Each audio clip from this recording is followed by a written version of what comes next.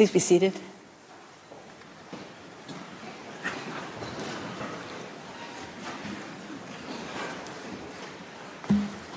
The sitting is open.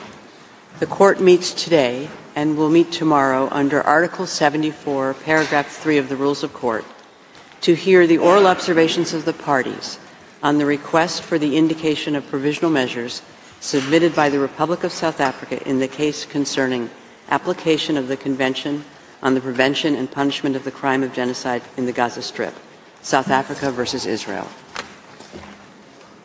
The court does not include upon the bench a judge of the nationality of either party. Accordingly, both parties avail themselves of the right under Article 31, Paragraph 3 of the statute to choose a judge ad hoc. South Africa has chosen Judge Dikgang Ernest Moseneke and Israel, Judge Aharon Barak.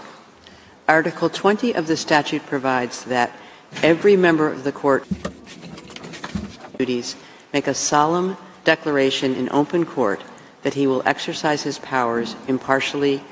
L'article 20 du statut dispose que that same provision applies to judges ad hoc. Before inviting Judge Moseneke and Judge Barak to make their solemn declaration, avant de leur demander de faire leur déclaration solennelle, eu égard à notre habitude, je vais dire quelques mots à propos de leur carrière et de leur qualification. Le juge Dikgang Ernest Moseneke de nationalité sud-africaine a mené une brillante carrière en tant que juge, praticien du droit et universitaire. Diplômé en anglais, en sciences politiques et en droit de l'Université d'Afrique du Sud, il a exercé en tant qu'avocat inscrit au barreau de Pretoria. En 2001, il a été nommé juge à la Haute Cour de Pretoria et un an plus tard, il est devenu membre de la Cour constitutionnelle d'Afrique du Sud, où il a occupé les fonctions de Chief Justice adjoint pendant plus d'une décennie et de Chief Justice par intérim en 2013 et 2014. Le juge Moseneke est aussi professeur honoraire au département de jurisprudence de l'Université de Pretoria et a été recteur de la Pretoria Technikon et de l'Université de Witwatersrand à Johannesburg. Il a reçu de nombreux titres de docteur honoris causa et de nombreuses distinctions. Je dirai à présent quelques mots de la carrière et des qualifications de monsieur le juge Barak, de nationalité israélienne. Monsieur le juge Aharon Barak a mené une brillante carrière de juge et de professeur de droit. Il est titulaire d'un doctorat en droit de l'Université hébraïque de Jérusalem et a été doyen de la faculté de droit de cette université de 1974 à 1975. Il a été nommé à la Cour suprême d'Israël en 1978, dont il a été le président de 1995 à 2006. Avant de rejoindre la Cour suprême, le juge Barak a été procureur général de l'État d'Israël de 1975 à 1978. Il a enseigné le droit dans plusieurs facultés de droit, notamment à l'Université de Yale, à l'Université hébraïque de Jérusalem et à l'Université Reichman d'Herzliya. Monsieur le juge Barak est en outre l'auteur d'abondantes publications et a reçu de multiples titres honorifiques et distinctions. Conformément à l'ordre de préséance établi au paragraphe 3 de l'article 7 du règlement de la Cour, j'invite tout d'abord monsieur le juge Moseneke à prendre l'engagement solennel prescrit par le statut et demande à toutes les personnes présentes de bien vouloir se lever. Judge Moseneke, you have the floor. Monsieur le juge Moseneke, je vous en prie.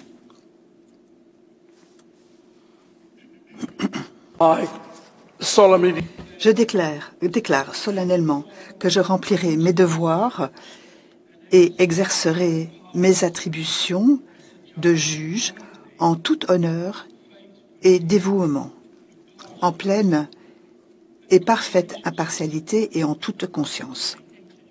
Je vous remercie, Monsieur le juge Moseneke. J'invite à présent Monsieur le juge Barak à prendre l'engagement solennel prescrit par le statut. Monsieur le juge Barak, je vous en prie. Je déclare solennellement que je remplirai mes devoirs et exercerai mes attributions de juge en tout honneur et dévouement, en pleine et parfaite impartialité et en toute conscience. La présidente. Je vous remercie, Monsieur le juge Barak. Veuillez vous rasseoir.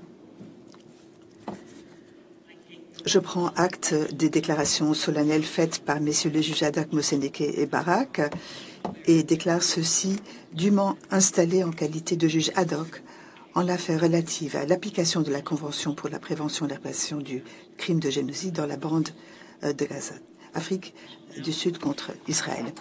Je vais à présent rappeler les principales étapes de la procédure en l'espèce. Le 29 décembre 2023, le gouvernement de l'Afrique du Sud a déposé au greffe de la Cour une requête introductive d'instance contre l'État d'Israël au sujet de supposés manquements par cet État aux obligations qui lui incombent au titre de la Convention de 1948 pour la prévention et la répression du crime de génocide. J'appellerai cette convention la Convention contre le génocide. Pour fonder la compétence de la Cour, l'Afrique du Sud invoque le paragraphe 1 de l'article 36 du statut de la Cour et l'article 9 de la Convention contre le génocide. L'Afrique du Sud affirme que sa requête concerne des actes que le gouvernement et l'armée d'Israël ont adoptés, tolérés, accomplis ou menacés d'accomplir et qu'ils accomplissent actuellement contre le peuple palestinien, groupe national, racial, ethnique distinct à la suite des attaques menées en Israël le 7 octobre 2023. Elle soutient que les actes et omissions dont elle fait greffe à Israël revêtent un caractère génocidaire car, et je cite, « il vise à entraîner la destruction d'une partie substantielle du groupe national, racial et ethnique des Palestiniens, soit les Palestiniens qui vivent dans la bande de Gaza. » Fin de citation. Les actes en question sont, selon elle, imputables à Israël, qui n'a pas prévenu et commet le génocide et qui a aussi manqué et continue de manquer à d'autres obligations fondamentales qui lui incombent au titre de la Convention contre le génocide. La requête contient une demande en indication de mesures conservatoires, conformément à l'article 41 du statut de la Cour et aux articles 73, 74 et 75 du règlement de la Cour. Selon l'Afrique du Sud, et je cite, « Des mesures conservatoires sont nécessaires en la présente espèce pour protéger contre un nouveau préjudice grave et irréparable les droits que le peuple palestinien tient de la Convention contre le génocide, droits qui continuent d'être violés en toute impunité. » L'Afrique du Sud prie la Cour d'indiquer des mesures conservatoires tendant à protéger et à préserver les dits droits, ainsi que ses propres droits au titre de la Convention et à empêcher toute aggravation ou extension différente en attendant que les questions soulevées dans la requête soient tranchées sur le fond. Fin de citation. Le greffier va à présent donner lecture du passage de la demande précisant les mesures conservatoires que le gouvernement de l'Afrique du Sud prie la Cour d'indiquer. Monsieur le greffier, vous avez la parole.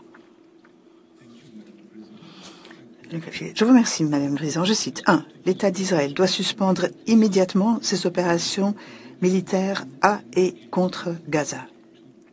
2. L'État d'Israël doit veiller à ce qu'aucune unité militaire ou unité armée irrégulière qui agirait sous sa direction, avec son appui ou sous son influence, ainsi qu'aucune organisation ou personne qui se trouverait sous son contrôle, sa direction ou son influence, n'entreprennent une quelconque action visant à poursuivre les opérations militaires mentionnées au point 1 ci-dessus. 3. La République sud-africaine et l'État d'Israël doivent, conformément aux obligations que leur fait la Convention sur la prévention et la répression du crime de génocide, prendre chacun, en ce qui concerne le peuple palestinien, toutes les mesures raisonnables en leur pouvoir pour prévenir le génocide.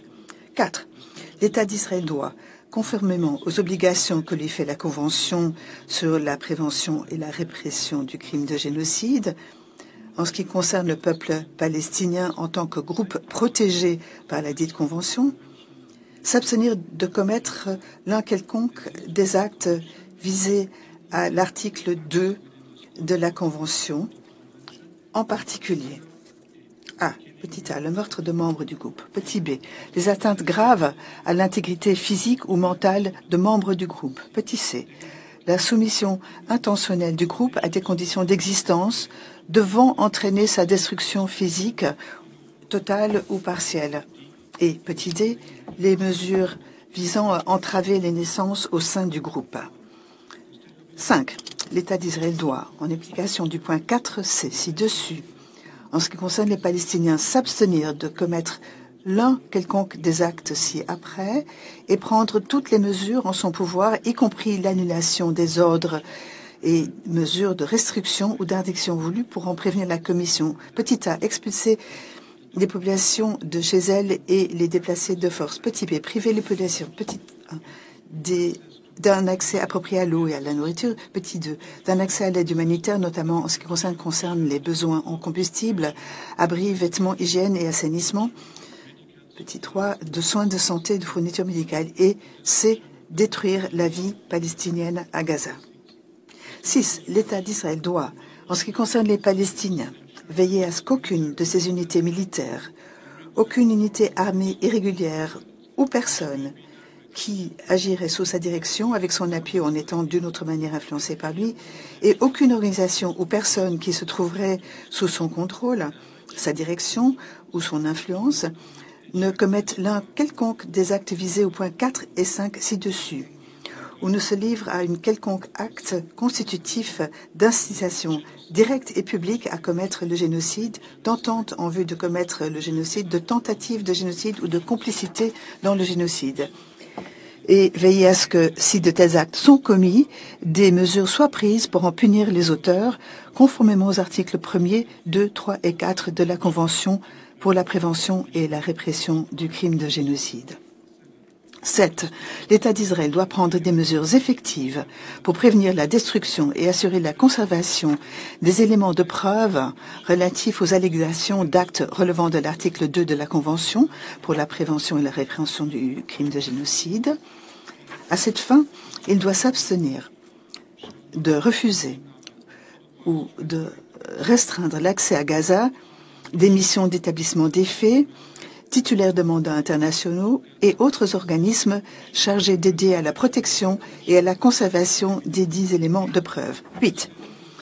L'État d'Israël doit soumettre à la Cour un rapport sur l'ensemble des mesures qu'il aura prises pour donner effet à l'ordonnance en indication de mesures conservatoires dans un délai d'1 semaine à compter de la date de celle-ci, puis à intervalles réguliers tels que fixés par la Cour, jusqu'à ce qu'une décision ait été définitivement rendue en l'affaire. 9. L'État d'Israël doit s'abstenir de commettre et faire en sorte de prévenir tout acte susceptible d'aggraver ou d'étendre les différends portés devant la Cour ou d'en rendre le règlement plus difficile. Fin de citation. La présidente. Je remercie Monsieur le greffier. Immédiatement après le dépôt de la requête contenant la demande en indication de mesures conservatoires, le greffier adjoint en a communiqué un exemple original au gouvernement d'Israël. Il a également informé le secrétaire général de l'Organisation des Nations Unies de ce dépôt. Au terme du paragraphe 1 de l'article 74 du règlement, une demande en indication de mesures conservatoires a priorité sur toute autre affaire. Il est précisé au paragraphe 2 de ce même article que la Cour doit statuer d'urgence sur une telle demande. Cet impératif doit néanmoins être concilié avec la nécessité de fixer la date des audiences de manière à donner aux parties la possibilité d'y être représentées. Les parties ont par conséquent été informées que la date d'ouverture de la procédure orale, durant laquelle elles pourraient présenter leurs observations sur la demande en indication de mesures conservatoires, avait été fixée au jeudi 11 janvier 2024 à 10 heures. Je voudrais à présent souhaiter la bienvenue aux délégations de l'Afrique du Sud et d'Israël, et je prends acte de la présence devant la Cour des agents et conseils des deux parties. Ce matin, la Cour entendra le tour unique de plaidoirie de l'Afrique du Sud, qui a présenté la demande en indication de mesures conservatoires. Elle entendra Israël demain matin à 10 heures. Au fin de ce tour unique de plaidoirie, chacune des parties disposera de 3 heures. Pour cette première séance, l'Afrique du Sud pourra, si nécessaire, poursuivre un peu au-delà de 13 heures, compte tenu du temps consacré à mes observations liminaires. Avant de donner la parole à l'agent de l'Afrique du Sud, je souhaite appeler l'attention des parties sur l'instruction de procédure 11, selon laquelle, et je cite, « Dans leurs exposés oraux et sur les demandes en indication de mesures conservatoires, les parties devraient se limiter aux questions touchant aux conditions à remplir aux fins de l'indication de mesures conservatoires telles qu'elles ressortent du statut, du règlement et de la jurisprudence de la Cour. Les parties ne devraient pas aborder le fond de l'affaire au-delà de ce qui est strictement nécessaire aux fins de la demande. » Fin de citation. Je donne à présent la parole à l'agent de l'Afrique du Sud, son Excellence, M. Vusumuzi Madonsela. Vous avez la parole, Excellence.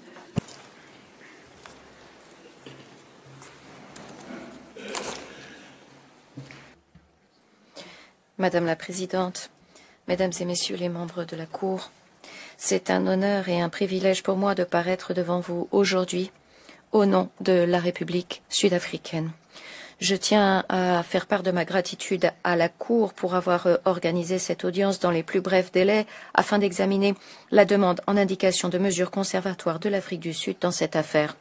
Dans sa requête, l'Afrique du Sud évoque la Nakba du peuple palestinien, conséquence de la colonisation israélienne qui a débuté en 1948 et qui a entraîné la dépossession, le déplacement et la fragmentation systématique et forcée du peuple palestinien, la privant de son droit internationalement reconnu et inaliénable à l'autodétermination et du droit internationalement reconnu des réfugiés à rentrer dans leurs villes et villages dans ce qui est aujourd'hui l'État d'Israël. Nous avons également à l'esprit le régime institutionnalisé de lois, de politiques et de pratiques discriminatoires mises en place par Israël pour établir sa domination, soumettant le peuple palestinien à une apartheid de part et d'autre de la ligne verte. Des décennies de violations généralisées et systématiques des droits humains ont enhardi Israël et l'ont conduit à une récurrence et une intensification de crimes internationaux en Palestine. D'emblée, l'Afrique du Sud indique que les actes et omissions génocidaires commis par l'État d'Israël s'inscrivent à l'évidence dans une suite continue d'actes illicites perpétrés contre le peuple palestinien depuis 1948. La requête place les actes et omissions génocidaires d'Israël dans le contexte plus large de l'apartheid mise en place par Israël il y a 75 ans, dans le contexte de l'occupation qui perdure depuis 56 ans et le siège de 16 ans imposé à la bande de Gaza, un siège qui, en soi, a été décrit par le directeur de l'Office de secours et de travaux des Nations Unies pour les réfugiés de Palestine dans le Proche-Orient, l'UNRWA, comme un tueur silencieux de la population.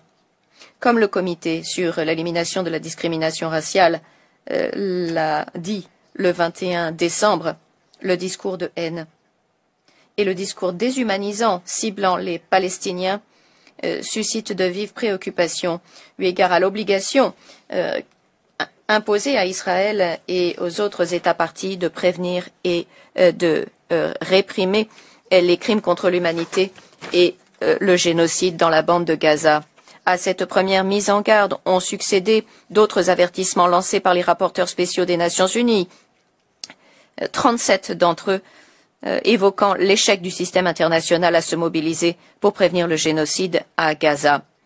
Aujourd'hui, nous sommes accompagnés devant cette cour par des représentants palestiniens, des Palestiniens actifs dans le domaine des droits de l'homme, y compris des résidents de Gaza qui s'y trouvaient encore il y a quelques jours à peine. Ils font partie des rares chanceux qui sont parvenus à quitter Gaza. Leur avenir et ceux des autres Palestiniens restés à Gaza dépend de la décision que cette Cour rendra sur la question. Avec votre autorisation, j'appelle maintenant son Excellence Monsieur Ronald Lamola, ministre de la Justice de la République sud-africaine, qui prononcera les observations liminaires de l'Afrique du Sud. Je remercie l'agent de l'Afrique du Sud de sa déclaration et j'invite maintenant le ministre de la Justice et des Services correctionnels de la République d'Afrique du Sud, son Excellence Monsieur Ronald Lamola, à prendre la parole. Monsieur. Merci. Madame la Présidente, Mesdames et Messieurs les membres de la Cour, c'est pour moi un honneur de paraître devant vous au nom de la République sud-africaine dans le cadre de cette affaire exceptionnelle. En tendant la main au peuple de la Palestine au-delà des kilomètres, nous sommes pleinement conscients du fait que nous faisons partie d'une seule humanité. Ce sont des mots qui ont été prononcés par notre ancien président Nelson Mandela. C'est dans cet esprit que l'Afrique du Sud a adhéré à la Convention pour la prévention et la répression du crime de génocide en 1998. C'est dans cet esprit que nous nous présentons devant la Cour de Céan en tant que partie contractante à la Convention. Nous avons pris un engagement que nous devons à tous, Palestiniens comme Israéliens.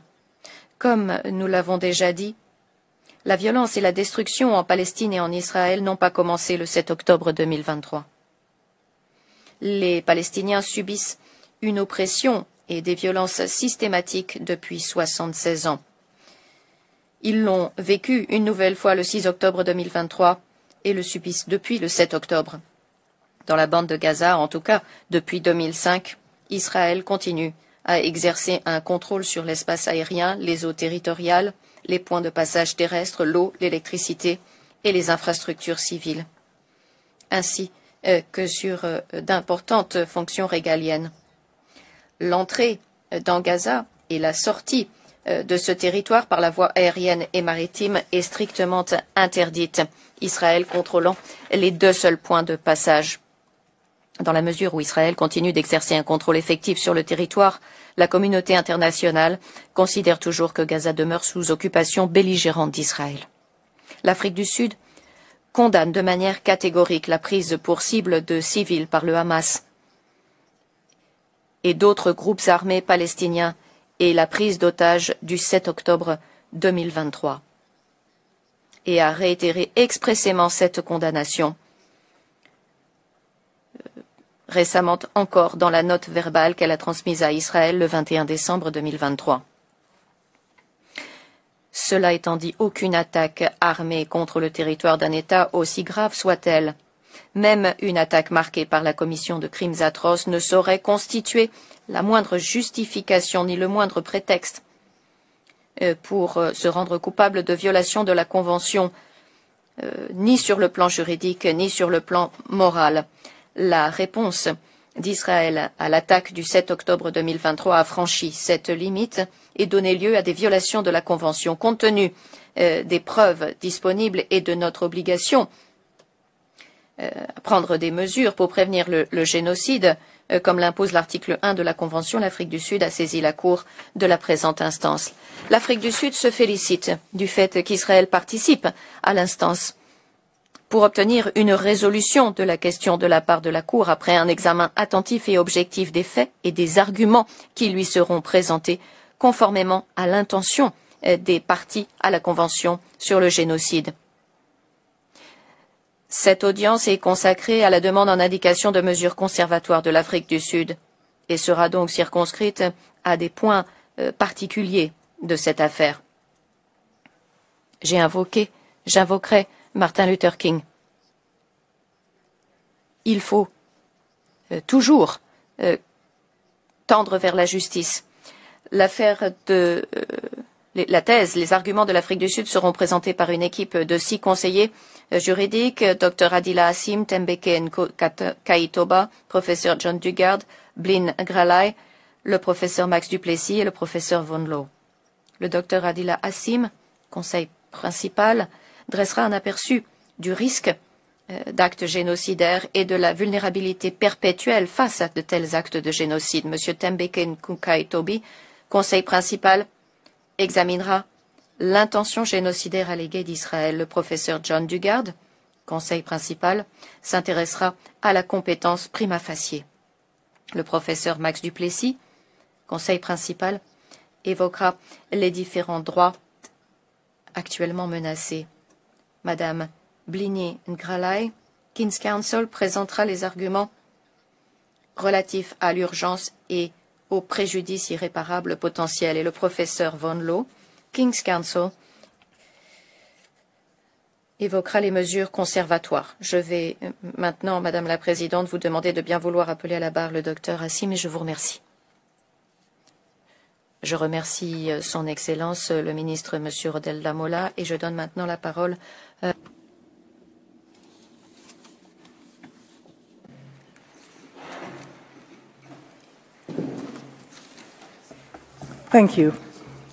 Merci. Madame la Présidente, honorés membres de la Cour, c'est un honneur de représenter ici la République d'Afrique du Sud dans cette affaire revêtant une importance exceptionnelle. C'est aussi une affaire qui souligne l'essence même de l'humanité partagée, telle que exprimée dans la Convention contre le génocide dans son préambule. Il m'incombe de présenter devant la Cour les actes de génocide qui soutiennent cette requête urgente pour des mesures conventionnelles en application de l'article 41 du statut de la Cour. L'Afrique du Sud soutient qu'Israël a violé l'article de la Convention, l'article 2, par la commission d'actes relevant de la définition d'actes de génocide. Ces actes présentent un comportement systématique dont on peut déduire le génocide. Je vais replacer tous ces actes dans leur contexte. Gaza est une des deux parties qui constituent le territoire de la Palestine occupée par Israël depuis 1967. C'est une bande étroite de quelques 365 kilomètres carrés, comme on le voit sur la carte qui vous est affichée à l'instant. Israël continue à contrôler l'espace aérien, les eaux territoriales, les points de passage terrestres, l'eau, l'électricité, la sphère électromagnétique et les infrastructures civiles à Gaza, ainsi que les fonctions gouvernementales essentielles, ou quelques-unes d'entre elles. Et comme un ministre l'a déjà dit, entrer ou sortir, que ce soit dans les airs ou la mer, est tout simplement interdit et c'est Israël qui contrôle les deux points de passage. Gaza, qui est une des régions les plus densément peuplées au monde, héberge quelques 2,3 millions de Palestiniens, dont la moitié environ sont des enfants. Au cours des 96 derniers jours, Israël a soumis Gaza, ce qui a été décrit comme étant une des campagnes de bombardement les plus lourdes dans l'histoire de la guerre moderne. Les Palestiniens de Gaza sont tués par l'armement israélien et les bombardements, que ceux-ci soient aériens, terrestres ou provenant de la mer. Ils risquent également la famine, la déshydratation, les maladies et ainsi la mort du fait du siège que Israël a organisé, de la destruction des villes palestiniennes, d'une aide insuffisante autorisée à atteindre la population palestinienne et l'impossibilité à distribuer cette maigre aide sous les bombardements incessants. Tout ceci rend impossible d'avoir accès aux éléments essentiels de la vie. Ici, pour les mesures conservatoires que nous demandons, et comme cette Cour l'a précisé dans l'affaire Gamba-Myanmar, il n'est pas nécessaire que la Cour puisse prononcer ou se prononcer définitivement sur la question de savoir si la conduite d'Israël constitue un génocide. Seul le fait que certains des actes allégués pourraient tomber sous les dispositions de la Convention se doit d'être établi.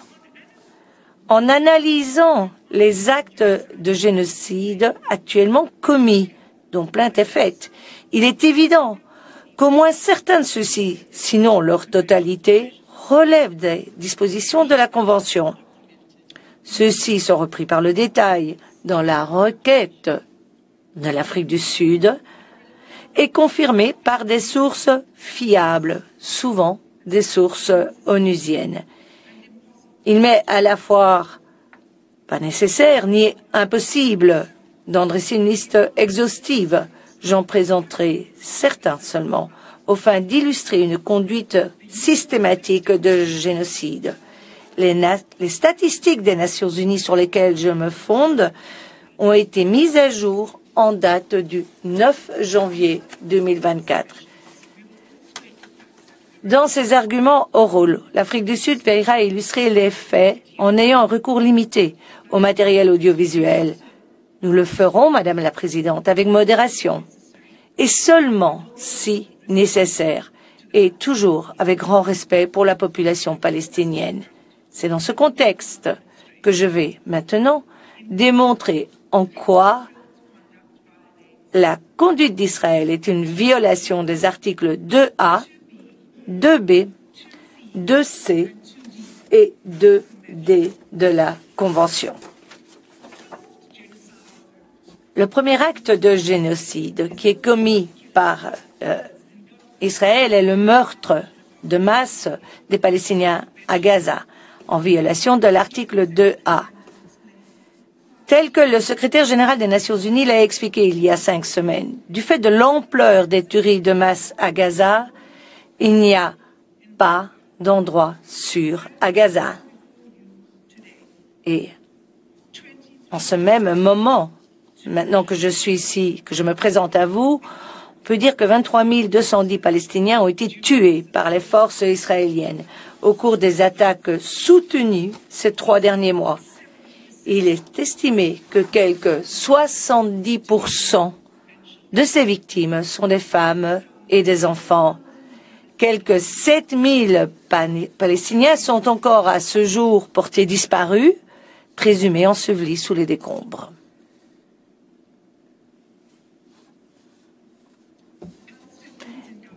Les Palestiniens de Gaza sont soumis à des bombardements incessants, où qu'ils aillent.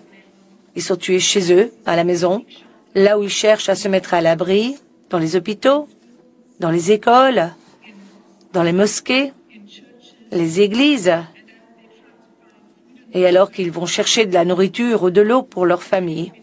Ils ont été tués quand ils cherchaient à évacuer, ou quand ils n'avaient pas évacué, ou là où ils avaient pris la fuite, même lorsqu'ils prenaient la route selon les itinéraires déclarés par Israël comme étant sécurisés.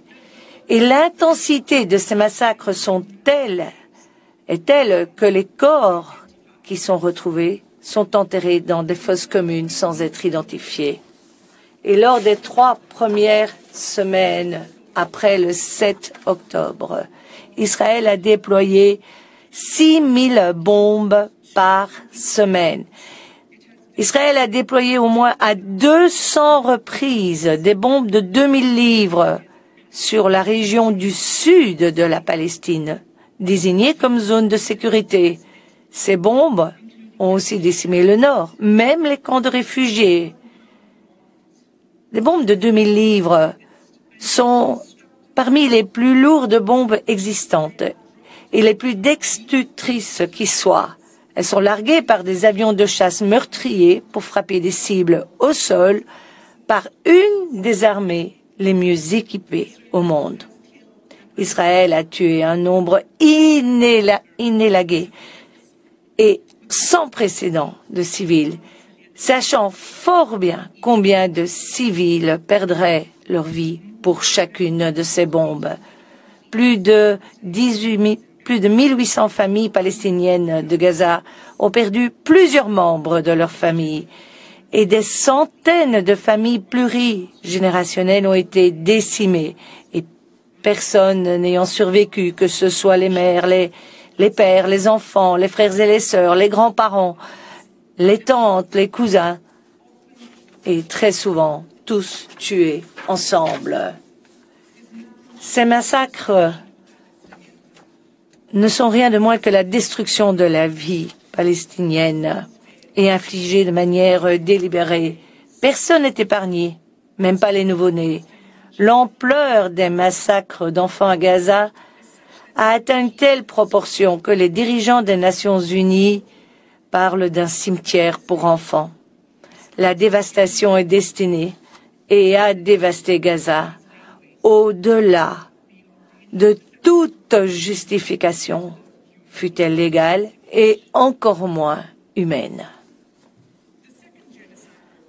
Le deuxième acte de génocide qui a été identifié dans notre requête est l'atteinte grave de l'intégrité physique ou mentale des membres de Gaza, des Palestiniens à Gaza, en violation à l'article 2b, et ce par Israël. Les attaques d'Israël ont entraîné la mort ou la mutilation de quelques 60 000 Palestiniens. Et encore une fois, la majorité sont des femmes et des enfants. Et ce, alors que le système de santé s'est pratiquement effondré, et j'y reviendrai ultérieurement. Un grand nombre de civils palestiniens, y compris des enfants, sont arrêtés. Ensuite, ils ont les yeux bandés. Ils doivent se dévêtir et sont chargés dans des camions pour être emmenés vers une destination inconnue. On ne peut nier la souffrance physique et mentale de la population palestinienne. Passons au troisième acte de génocide, l'article 2c, la soumission intentionnelle du groupe à des conditions d'existence devant entraîner sa destruction physique totale ou partielle. Israël a intentionnellement imposé ces conditions et y arrive par 4 moyens. Le premier, le déplacement. Israël a imposé le déplacement de quelques 85% de Palestiniens de Gaza. Il n'y a pas d'endroit sûr où se réfugier et ceux qui ne peuvent ou ne veulent fuir ont été tués au risque de l'être dans leur foyer, leur logement. Nombreux Palestiniens ont été déplacés à plusieurs reprises et les familles continuent à se déplacer en quête de sécurité. Dans son premier ordre d'évacuation, le 13 octobre, Israël a obligé à quelque 1 million de Palestiniens à évacuer des enfants, des personnes âgées, des blessés et des infirmes. Des hôpitaux entiers ont dû évacuer, en ce compris des nouveau-nés aux soins intensifs. L'ordre était de quitter le nord pour le sud en 24 heures. Rien que cet ordre était en lui-même un acte de génocide et exigeait de quitter immédiatement en n'emportant que ce qui pouvait être porté, alors qu'aucune aide humanitaire, ni carburant, eau ou de quoi manger ou tout autre moyen alimentaire était à disposition, puisque tout cela avait été supprimé. C'était vraiment calculé que c'était pour entraîner la destruction de la population. Pour de nombreux Palestiniens, cette évacuation forcée est inévitablement permanente. À ce jour, Israël a démoli ou détruit quelques 350 000 foyers ou logements. Un demi-million de Palestiniens n'ont plus de foyer vers lequel rentrer. Le rapporteur spécial sur les droits humains des personnes déplacées explique que les logements et infrastructures ont été rasés, empêchant de perspective ou de manière réaliste le retour chez eux pour les habitants de Gaza déplacés et répétant ainsi une longue histoire de déplacements forcés de masse pour les Palestiniens d'Israël. Et rien n'indique qu'Israël accepte la responsabilité de reconstruire ce qui a été détruit. Au contraire, la destruction est fêtée par l'armée israélienne. Des soldats se filment faisant joyeusement exploser des immeubles d'appartements entiers. Ils plantent le drapeau israélien sur les décombres. Ils tentent de réinstaller les colonies israéliennes sur les ruines des maisons palestiniennes et éteignent ainsi la base même de la vie palestinienne à Gaza. Deuxièmement, outre les déplacements forcés, le comportement d'Israël vise délibérément à provoquer la faim, la déshydratation et l'inanition à grande échelle. La campagne d'Israël a poussé les Gazaouis jusqu'au bord de la famine. 93% de la population, et c'est sans précédent, souffrent d'un niveau critique de faim. de toutes les personnes dans le monde qui souffrent aujourd'hui de faim de manière catastrophique, plus de 80% de cela se trouve à Gaza. La situation est telle que les experts prédisent aujourd'hui que les Palestiniens risquent de mourir de faim ou de maladie plutôt que de suite à des frappes aériennes. Et pourtant, Israël continue à empêcher la livraison d'assistance humanitaire aux Palestiniens, refusant non seulement de permettre l'arrivée de suffisamment d'aide, mais aussi en empêchant la distribution par des entraves et des bombardements incessants. Il y a à peine 3 jours, le 8 janvier, une mission d'agence des Nations Unies qui devait délivrer des fournitures médicales et du carburant indispensables à un hôpital et un centre de distribution de médicaments s'est vue bloquée par les autorités israéliennes. C'est la 5e fois qu'une mission pour ce centre a été bloquée depuis le 26 décembre. Ainsi, 5 hôpitaux dans le nord de Gaza ne disposent plus de médicaments ou d'équipements qui pourraient sauver des vies. Les camions qui peuvent passer sont pris d'assaut par des personnes affamées. Ce qui passe ne suffit tout simplement pas.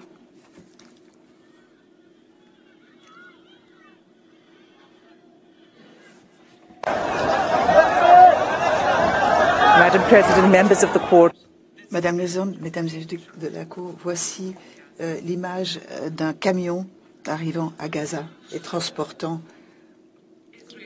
de la nourriture et des équipements. Troisièmement, Israël a délibérément infligé des conditions telles que les Palestiniens de Gaza sont privés de logements, de vêtements et d'installations adéquats. Depuis des semaines, il y a de graves pénuries de vêtements, de lits, de couvertures et articles non alimentaires critiques. Il n'y a pratiquement plus d'eau propre. Il n'y en a plus assez pour boire, se laver et cuisiner sans risque. En conséquence, l'OMS a déclaré que Gaza, je cite, connaît des taux d'épidémie et de maladies infectieuses qui s'envolent. Les cas de diarrhée chez les enfants de moins de 5 ans ont augmenté de 2000% depuis le début des hostilités. La dénutrition et les maladies, lorsqu'elles ne sont pas traitées, engendrent un cycle mortel. Le 4e acte génocide du paragraphe B de l'article 2 se caractérise par les attaques de l'armée israélienne prenant pour cible le système de santé de Gaza qui rend la vie invivable. Dès le 7 décembre, le rapporteur spécial des Nations Unies pour le droit à la santé notait que l'infrastructure des soins de santé dans la bande de Gaza était entièrement détruite. Les personnes qui ont été blessées par Israël à Gaza sont privées de soins qui pourraient leur sauver la vie. Le système de santé de Gaza, déjà paralysé par des années de blocus et d'autres attaques israéliennes précédentes, est impuissant face au nombre de blessures. Et pour terminer, le rapporteur spécial des Nations Unies pour les violences contre les femmes et les enfants a relevé que les actes commis par Israël sont susceptibles d'entrer dans la 4e catégorie d'actes génocidaires, repris à l'article 2D de la Convention. Le 22 novembre, elle a expressément averti que, et je cite, la violence reproductive infligée par Israël sur les femmes palestiniennes, les nouveau-nés, les nourrissons et les enfants est susceptible d'être qualifié d'acte de génocide au titre de l'article 2 de la Convention contre le génocide, y compris l'imposition de mesures visant à entraver les naissances au sein du groupe. Israël empêche la livraison d'équipements vitaux, dont le matériel indispensable pour les accouchements, dans des circonstances où environ 180 femmes accouchent chaque jour à Gaza. Sur ces 180 femmes, l'OMS estime que 15% risquent de souffrir de complications lors de leur grossesse ou de l'accouchement et ont besoin de soins médicaux supplémentaires. Ces soins n'existent tout simplement pas.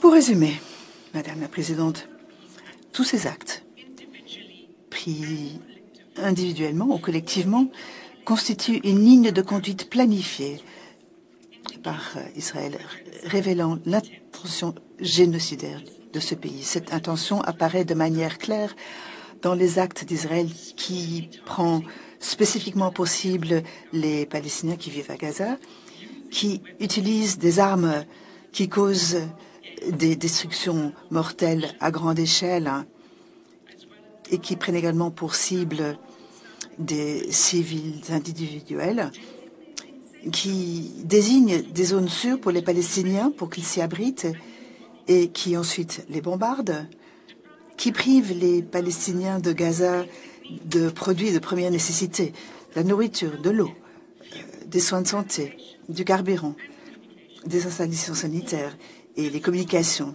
qui détruit l'infrastructure sociale, habitation, écoles, mosquées, églises, hôpitaux, et qui tue ou blesse grièvement des enfants ou en fait des orphelins. Les génocides ne sont jamais annoncés à l'avance. Mais cette Cour a devant elle 13 semaines de preuves accumulées qui démontrent de manière irréfutable l'existence d'une ligne de conduite et l'intention qui s'y rapporte qui justifie une allégation plausible d'actes génocidaires. En l'affaire Gambie contre Myanmar, la Cour n'a pas hésité à indiquer des mesures conservatoires relatives à des allégations selon lesquelles le Myanmar commettait des actes génocidaires à l'encontre des Rohingyas dans l'État de Rakhine. Les faits portés aujourd'hui devant la Cour sont hélas encore plus parlants.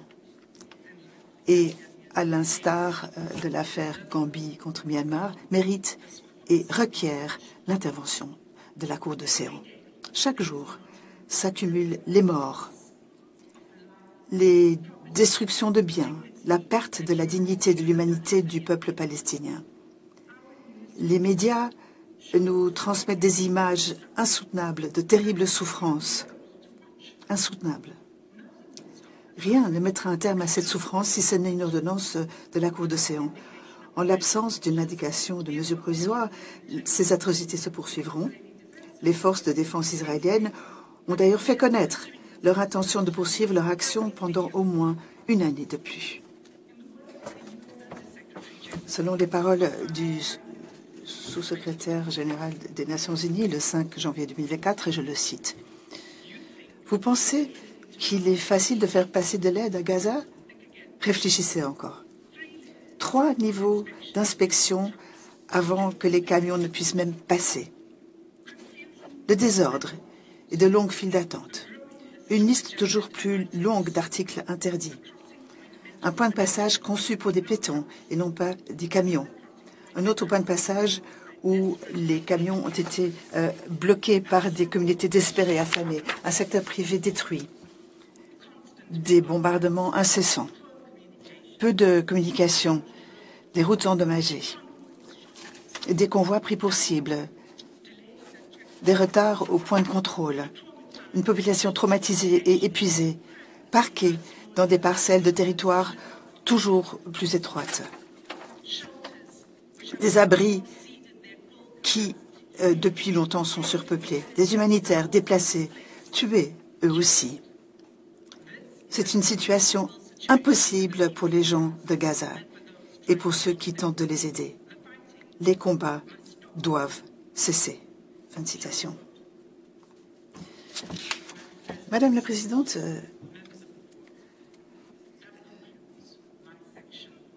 ceci conclut ma partie concernant le comportement génocidaire d'Israël. Je vous remercie de votre patience et de votre attention et je vous demande de vouloir rappeler à la barre Adven Mukatoibi, qui abordera la question de l'intention génocidaire.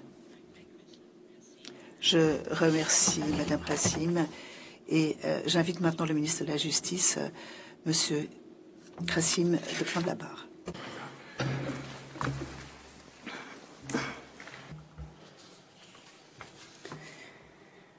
Madame la Présidente, Mesdames et Messieurs les membres de la Cour, c'est un privilège que de me présenter devant la Cour au nom de l'Afrique du Sud.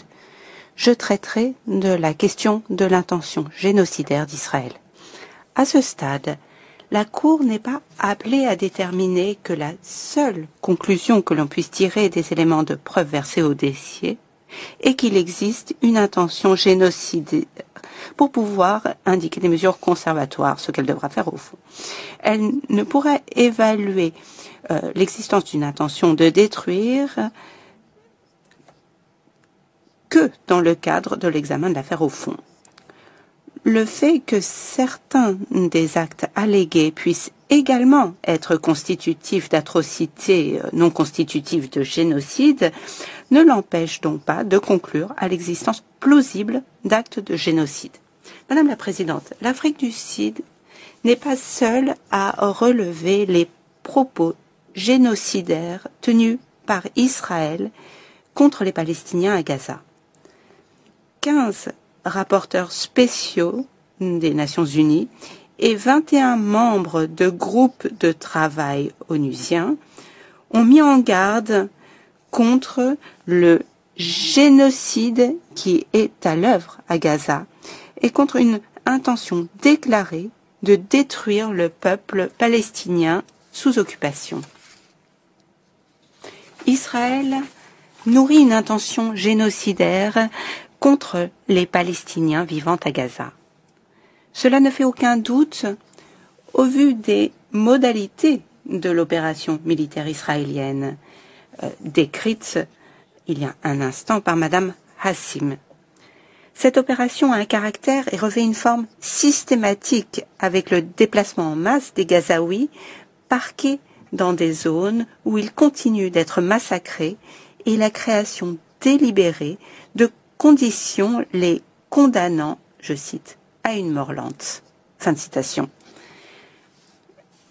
Les agissements d'Israël sont systématiques, révélant une ligne de conduite claire, prise pour cible de résidences familiales et d'infrastructures civiles, dévastation de vastes zones de Gaza, hommes, femmes, enfants, victimes de bombardements, de pilonnages, de tirs isolés, à l'endroit où ils se trouvent, destruction de l'infrastructure de santé et manque d'accès à l'aide humanitaire. Aboutissant à ce triste bilan, à ce jour, 1% de la population de Gaza, la population palestinienne de Gaza, a été systématiquement décimée et un Gazaoui sur 40 a été blessé depuis le 7 octobre. Ces deux éléments, à eux seuls, sont susceptibles d'attester une intention génocidaire de la part d'Israël en ce qui concerne tout ou partie de la population palestinienne à Gaza. Toutefois, et c'est mon troisièmement, il y a en l'espèce encore une circonstance extraordinaire. Le fait que les dirigeants politiques israéliens, les commandants militaires, les représentants de l'État d'Israël ont systématiquement et explicitement exprimé cette intention génocidaire.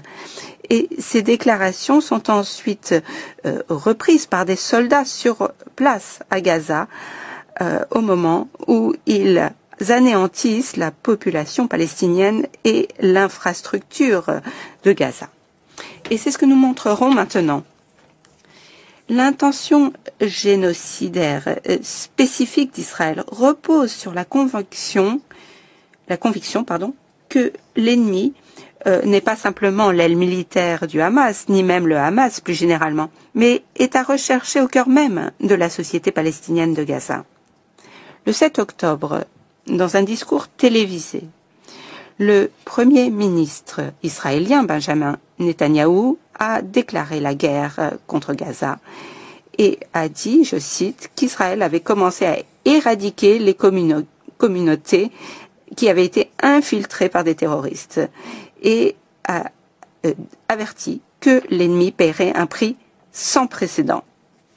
Il y a plus de 2,3 millions de Palestiniens à Gaza. Israël est la puissance occupante qui contrôle Gaza. Il en contrôle les entrées, les sorties et les mouvements internes. Et en tant que Premier ministre, M. Netanyahou exerce un commandement global sur les forces de défense israéliennes et sur les Palestiniens à Gaza. Le Premier ministre Netanyahou, dans son allocution à l'intention des forces israéliennes le 28 octobre 2023, à la veille de l'invasion de Gaza, a exhorté les soldats à se souvenir de ce que avait fait Amalek. Cela renvoie à un ordre donné dans la Bible par Dieu à Saül de détruire en représailles les Amalékites dans leur ensemble. Fait mourir hommes et femmes, enfants et nourrissons, bœufs et brebis, chameaux et ânes. L'invocation génocidaire d'Amalek était tout sauf insignifiante. Elle a été répétée par M. Netanyahou dans une lettre qu'il a adressée aux forces armées israéliennes le 3 novembre 2023. Madame la Présidente, laissons ces mots parler d'eux-mêmes. Has done to you, says our Holy Bible, and we do remember and we are fighting our brave troops and combatants who are now in Gaza or around Gaza. And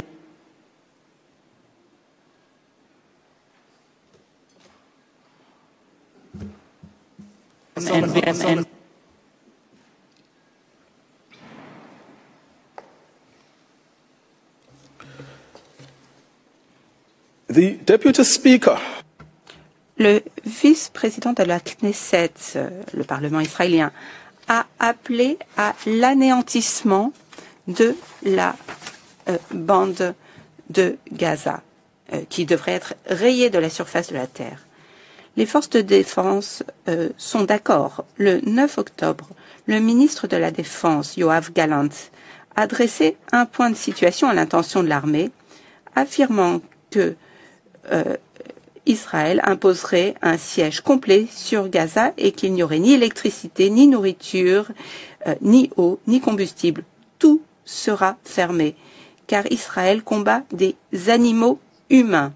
S'adressant aux soldats à la frontière de Gaza, il leur a indiqué qu'il avait levé toutes les restrictions et que Gaza ne redeviendrait pas ce qu'elle était auparavant. Nous éliminerons tout. Nous iront partout. Éliminer tout. Aller partout.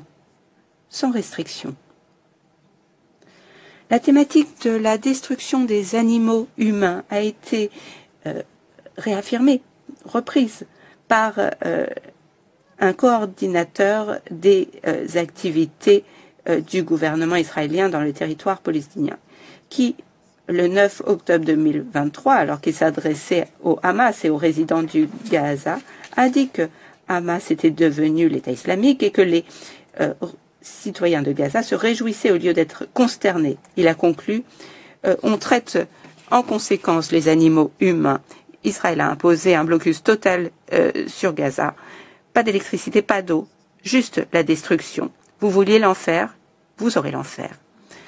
Le langage de la déshumanisation systématique est ici évident. Des animaux humains. Les civils sont condamnés au même titre que le Hamas. Au sein du cabinet israélien, c'est aussi un point de vue largement partagé. Le ministre de l'Énergie et de l'Infrastructure, Israël Katz, a appelé à refuser à fournir eau et combustible, disant « c'est ce qu'il advient à un peuple qui massacre et tue les enfants ». Un propos qui ne souffre aucune ambiguïté. Il s'agit de créer des conditions devant entraîner la mort du peuple palestinien à Gaza, mourir d'une mort lente en raison de la famine ou de la déshydratation, ou mourir sur le champ à la suite d'un bombardement ou d'un tir isolé, mais mourir sans aucun doute. De fait, le ministre du patrimoine, Amichai Eliyahu, a dit qu'Israël devait trouver pour les Gazaouis un châtiment pire que la mort. et qu'on ne nous dise pas que ni l'un ni l'autre ne commande l'armée. Il s'agit de ministres du gouvernement israélien. Ils votent à la Knesset. Ils sont en mesure de façonner la politique étatique. L'intention de détruire Gaza se retrouve au plus haut niveau de l'État. Le président Isaac Herzog a ainsi rejoint les rangs de ceux qui apposent leur signature aux bombes destinées à Gaza. Ayant affirmé que la population entière de Gaza était responsable et que ses propos sur les civils qui ne savaient pas, n'ont rien fait, est absolument fausse, nous combattrons jusqu'à ce que nous leur ayons brisé la colonne vertébrale. Par la suite, on a tenté d'atténuer la portée de ce discours, mais cela n'a rien ôté à la force du propos qui consistait à faire peser sur tous les Palestiniens la responsabilité des actes du Hamas. Et cette tentative d'atténuer ce propos n'a rien changé à la manière dont la politique étatique est interprétée au sein du gouvernement. Le ministre de la Sécurité nationale a répété les déclarations du président, selon lesquelles le Hamas et les civils portaient la même responsabilité. Le 10 novembre 2023, dans un entretien télévisé, il a dit « Lorsque nous disons que le Hamas doit être détruit, cela vaut aussi pour ceux qui se réjouissent, ceux qui appuient le Hamas, qui distribuent des bonbons. Il s'agit dans tous les cas de terroristes. Tous doivent être détruits. Il s'agit d'ordre de détruire et de mutiler ce qui ne peut être détruit. Ces déclarations ne se prêtent pas à des interprétations neutres ou aux rationalisations et réinterprétations proposées par Israël ex post facto. Ces déclarations ont été faites par des personnes occupant des postes de commandement au sein de l'appareil d'État. Elles exprimaient une politique étatique. C'est simple. Si les déclarations n'avaient pas été voulues, elles n'auraient pas été formulées. L'intention génocidaire qui anime ces déclarations n'est nullement ambiguë pour les soldats israéliens sur le terrain. De fait, elle guide leurs actes et leurs objectifs. Le 7 décembre 2023, des soldats israéliens ont prouvé qu'ils avaient bien compris le caractère génocidaire du message du Premier ministre. Souvenez-vous ce qu'a fait Amalek. Des journalistes ont rapporté qu'ils dansaient et chantonnaient. Nous connaissons le mot d'ordre, il n'y a pas d'innocents. Nous obéissons à un seul commandement, faire disparaître la graine d'Amalek. L'invocation d'Amalek est utilisée par des soldats pour justifier la mort de civils, y compris des enfants. Voici des soldats répétant les paroles incendiaires du Premier ministre.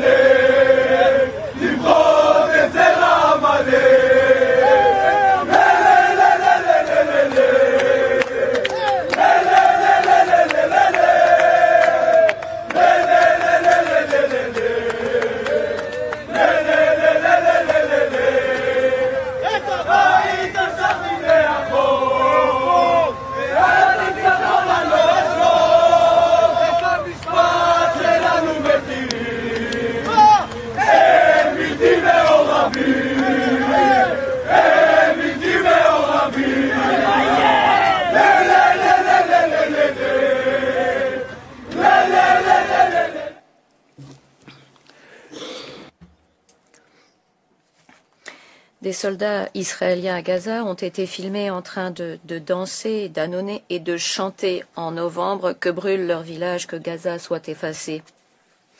La tendance actuelle veut que les soldats se filment en train de commettre des atrocités contre des civils à Gaza, à la manière des snuff movies. L'un de ces soldats s'est filmé alors qu'il détruisait à l'explosif 50 maisons à Shoujaïa. D'autres soldats se sont enregistrés en train de chanter « Nous détruirons tout Khan Younes et cette maison. Nous vous ferons exploser pour ce que vous êtes et pour ce que vous faites. » Voilà les soldats mettant leurs menaces à exécution.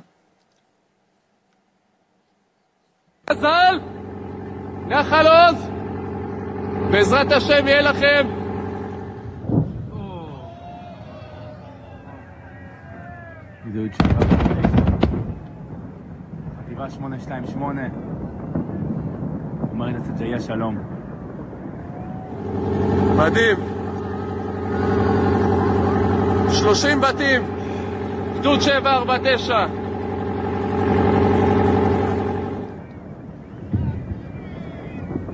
כאן מתחיל הניצחון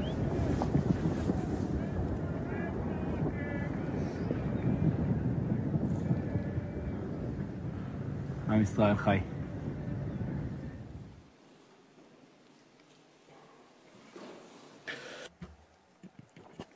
Les commandants de l'armée partagent cet état d'esprit. Le commandant de l'armée israélienne, Yair Ben David, a déclaré que l'armée avait fait à Beit Hanoun ce que Shimon et Lévi avaient fait à Naplouse, et que toute la bande de Gaza devrait ressembler à Beit Hanoun. Un soldat israélien, Yishai Shalev, a publié une vidéo filmée devant les ruines de ce qui était autrefois l'université Al-Azhar, avec pour légende « Il était une fois l'université de Gaza » et concrètement une école d'assassins et d'animaux humains. Les soldats, à l'évidence, pensent que ce langage et que leurs actes sont acceptables parce que la destruction de la vie palestinienne à Gaza est inscrite dans la politique de l'État. De hauts représentants politiques et responsables militaires ont encouragé sans retenue le réserviste de l'armée israélien Ezra Yahin, de 95 ans, qui a participé au massacre de Deir Yassin contre les Palestiniens en 1948, l'ont encouragé donc à s'exprimer devant des soldats avant l'invasion terrestre menée contre Gaza. Pendant sa tournée, il a relayé le même message, conduit en différents lieux dans un véhicule de l'armée israélienne, véhicule officiel en uniforme de l'armée, je le cite, « Triomphez et achevez-les, et n'en oubliez aucun. Effacez-les dans les mémoires. Anéantissez-les, leurs familles, mères et enfants. Ces animaux ne doivent plus pouvoir vivre. Si vous avez un voisin arabe, n'attendez pas. Allez chez lui et tirez-lui une balle. Nous voulons envahir, pas comme avant. Nous voulons entrer et détruire ce qui est devant nous, et détruire les maisons, puis détruire les autres maisons l'une après l'autre, de toutes nos forces. Destruction totale, entrer et détruire. Comme vous le voyez, nous allons assister à des choses dont nous n'avons jamais rêvé jusqu'à présent. Bombardez-les et anéantissez-les. Fin de citation. Tout récemment, le 7 janvier 2024, la vidéo d'un soldat a été postée en ligne, vidéo dans laquelle il se vante du fait que l'armée ait détruit tout le village de Hirbet Haza. Pendant 2 semaines, dit-il, ils ont bombardé le village sans relâche et en ont exécuté les dirigeants. Et ont exécuté, la mission qui leur avait été confiée. Toute suggestion selon laquelle de hauts représentants politiques ne pensaient pas ce qu'ils ont dit, ou encore que leurs propos ont été mal compris par des soldats se trouvant à Gaza, serait dépourvue du moindre fondement. L'ampleur de la destruction, la prise pour cible massive d'habitations et de civils, cette guerre qualifiée de guerre contre les enfants, tout montre clairement que l'intention génocidaire est à la fois comprise et mise en pratique. L'intention exprimée est bien la destruction de la vie palestinienne sous toutes ses formes. Les propos génocidaires sont également fréquents au sein de la Knesset israélienne. Des membres de la Knesset ont à maintes reprises souhaité que Gaza soit effacée, aplatie, effacée et écrasée, ainsi que tous ses habitants. Ils ont déploré que l'on prenne en pitié les Gazaouis qui ne seraient pas concernés, en répétant à l'envi que personne n'était pas concerné, qu'il n'y avait pas d'innocents à Gaza, et qu'aucune distinction ne devrait être faite entre les femmes et les enfants et les citoyens de Gaza. Et que les enfants de Gaza se sont mis eux-mêmes dans cette situation. Et qu'il ne devrait y avoir qu'une peine pour tous là-bas, la mort. Enfin, les législateurs ont appelé à un bombardement aérien sans relâche, certains préconisant le recours à des armes nucléaires, l'apocalypse, et à une Nakba qui éclipserait celle de 1948. Le discours génocidaire du Premier ministre a gagné en popularité parmi certains éléments de la société civile. Un chanteur connu a repris la référence à Amalek de M. Netanyahou en indiquant que Gaza devrait être anéanti et détruit avec chaque graine d'Amalek, qu'il faut juste détruire Gaza dans son intégralité et exterminer toute personne qui s'y trouve. Un autre a appelé à ce que l'on détruise Gaza et qu'il ne reste plus qu'une seule personne.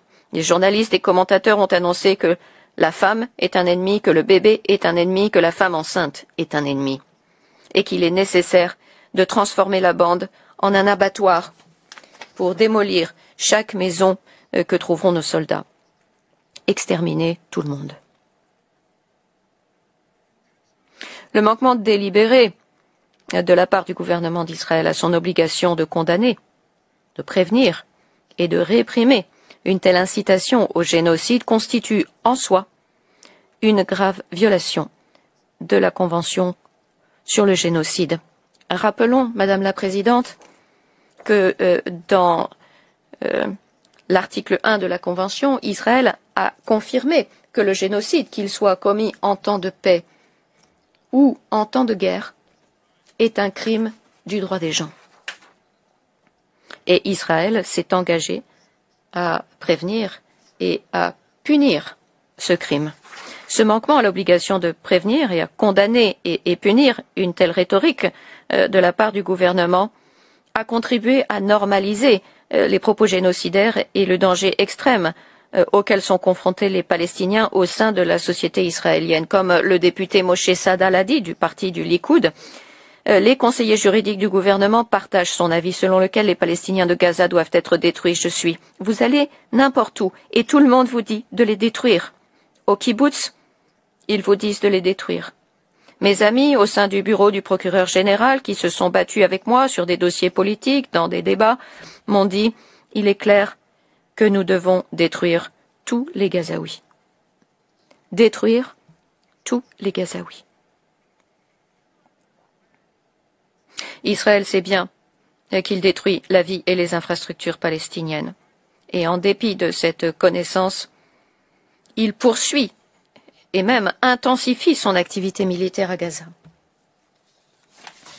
Sur cette question de la connaissance, au cours de la semaine qui a suivi la date du 7 octobre, des ONG ainsi que les Nations Unies ont mis en garde Israël face à une crise humanitaire sans précédent à Gaza. Les Nations Unies ont déclaré que les acteurs devaient permettre aux équipes humanitaires et aux provisions de passer et de parvenir de manière immédiate et sûre aux centaines de milliers de personnes qui en avaient besoin. Dès le début, donc, Israël savait qu'il privait d'eau, de nourriture, d'électricité et de fournitures essentielles les Palestiniens, des éléments essentiels à leur survie. Israël l'a dit, tout est fermé. Israël sait qu'il prive les Palestiniens de soins et de traitements médicaux, alors que Gaza subit des bombardements sans précédent, les prive d'eau, de nourriture et d'autres moyens essentiels à leur survie. Ceci a conduit l'Organisation mondiale de la santé à dire « Nous implorons à genoux pour que soit rendu possible le maintien, l'intensification et la protection des opérations humanitaires, appelant tous les décideurs et personnes susceptibles d'influencer ces derniers à aménager l'espace humanitaire suffisant pour faire face à cette catastrophe humaine. » En dépit de ces connaissances, Israël continue à cibler les infrastructures essentielles à la survie des habitants de Gaza. Adduction d'eau et assainissement, panneaux solaires, boulangeries, meuneries, récoltes. Il bombarde les hôpitaux, anéantissant le système de santé. Il cible le personnel humanitaire ainsi que les infrastructures des Nations Unies. C'est à cause de la politique menée par Israël que Gaza est devenu un lieu de mort et de désespoir. En conclusion, Madame la Présidente, de nombreux promoteurs de la commission d'atrocités graves ont protesté en faisant valoir qu'ils avaient été mal compris, que les mots qu'ils avaient prononcés ne reflétaient pas leurs pensées et que leurs propos avaient été sortis de leur contexte. Quel État admettrait à l'existence d'une intention génocidaire? Pourtant, la particularité de cette affaire ne réside pas dans le silence qui aurait été maintenu, mais dans la réitération et la répétition du discours génocidaire dans toutes les sphères de l'État d'Israël. Nous rappelons à la Cour l'identité et le niveau d'autorité de ces instigateurs du génocide, le Premier ministre, le Président, le ministre de la Défense, le ministre de la Sécurité nationale, le ministre de l'Énergie et de l'Infrastructure, des députés de la Knesset, de hauts responsables de l'armée et de simples soldats. Ces propos génocidaires ne sont donc pas l'exception. Ils sont ancrés dans la politique de l'État d'Israël. L'intention de détruire est bien comprise par les soldats présents sur le terrain.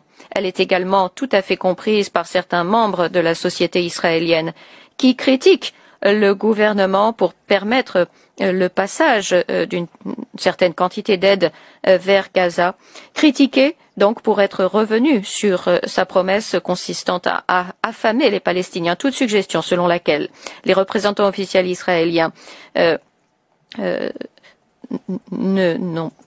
pensaient pas ce qu'ils ont dit ou qu'ils ont été mal compris par les soldats ou par des civils devrait être rejetée par la Cour. Les preuves démontrant l'intention génocidaire ne sont pas seulement saisissantes, elles sont aussi accablantes et irréfutables. Madame la Présidente, j'ai maintenant l'honneur de bien vouloir vous demander d'appeler à la barre M. John Dugard qui traitera de la question de la compétence. Je remercie. Je vous remercie. J'invite le juge John Dugard à prendre la parole.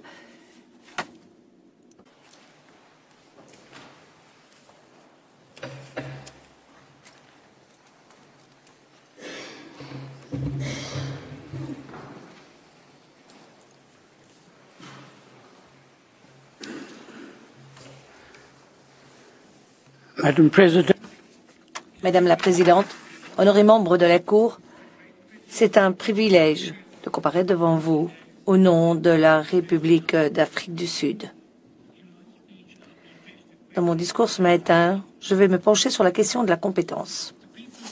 La population d'Afrique du Sud et d'Israël partage une histoire de souffrance. Chaque État sont devenus des États parties de la Convention contre le génocide afin de mettre fin à cette souffrance humaine. C'est dans cet esprit qu'aucune des deux parties n'a apporté de réserve à l'article 9 de la Convention sur la prévention du crime de génocide. Et cette convention est là afin de sauver l'humanité. Et c'est pour cela que l'Afrique du Sud se présente devant votre cour et présente son différend. L'interdiction de génocide est une norme préventive. Les obligations qui découlent de la Convention contre le génocide sont erga omnes, des obligations qui en incombent à toute la communauté internationale dans son intégralité. Les États parties à cette Convention sont obligés non seulement de ne pas commettre des actes de génocide, mais également de les prévenir. C'est une obligation qui incombe aux États parties et qui est la base même de la Convention. Et c'est clair quand on prend l'article 1 de cette même Convention. À l'article 9 de cette Convention, il est clair que les États parties sont les gardiens de la Convention contre le génocide.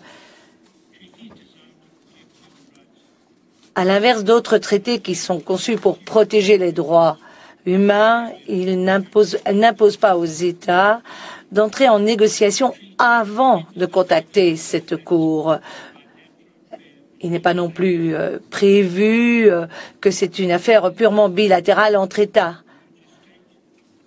Non, il s'agit ici d'une situation dans laquelle un État, agissant au nom de la communauté internationale dans son entièreté, peut saisir la compétence de la Cour et ce, en urgence, afin d'éviter un génocide. L'Afrique du Sud partage une très longue histoire de relations très proches avec Israël. Et c'est pour cette raison que l'Afrique du Sud n'a pas apporté ce différend devant la Cour immédiatement.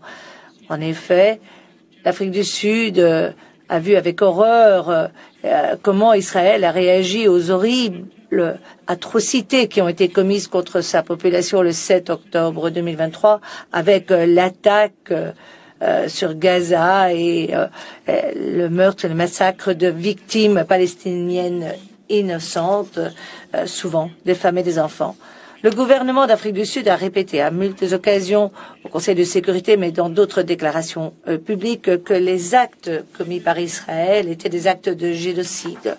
Le 10 novembre, lors d'une démarche diplomatique officielle, elle a informé qu'elle avait l'intention, qu'elle condamnait d'abord les actes du Hamas et qu'il voulait que la CPI, la Cour pénale internationale, puisse procéder à une enquête sur les dirigeants d'Israël qui commettaient également des crimes, en ce compris des crimes de génocide. Et comme la Cour le sait, la définition du crime de génocide est reprise dans le statut de Rome et répète ce qui est stipulé dans la Convention contre le génocide. Le 17 novembre, l'Afrique du Sud a renvoyé la commission par Israël des crimes de génocide devant la Cour pénale internationale en l'invitant à procéder à une enquête approfondie. Et dans sa décision, le président Ramaphosa a déjà exprimé sa répugnance devant ce qui est en train de se passer au moment même, à l'instant, à Gaza, et qui a été transformé en un camp de concentration où des actes de génocide ou un génocide est en train de se dérouler. Accuser ainsi un État de commettre des actes de génocide dans des termes aussi clairs est une démarche vigoureuse de la part d'un État. Et il est clair qu'il s'agit ici d'un différend grave qui oppose l'Afrique du Sud à Israël et qui ne pourrait prendre fin que si le génocide lui-même prend fin.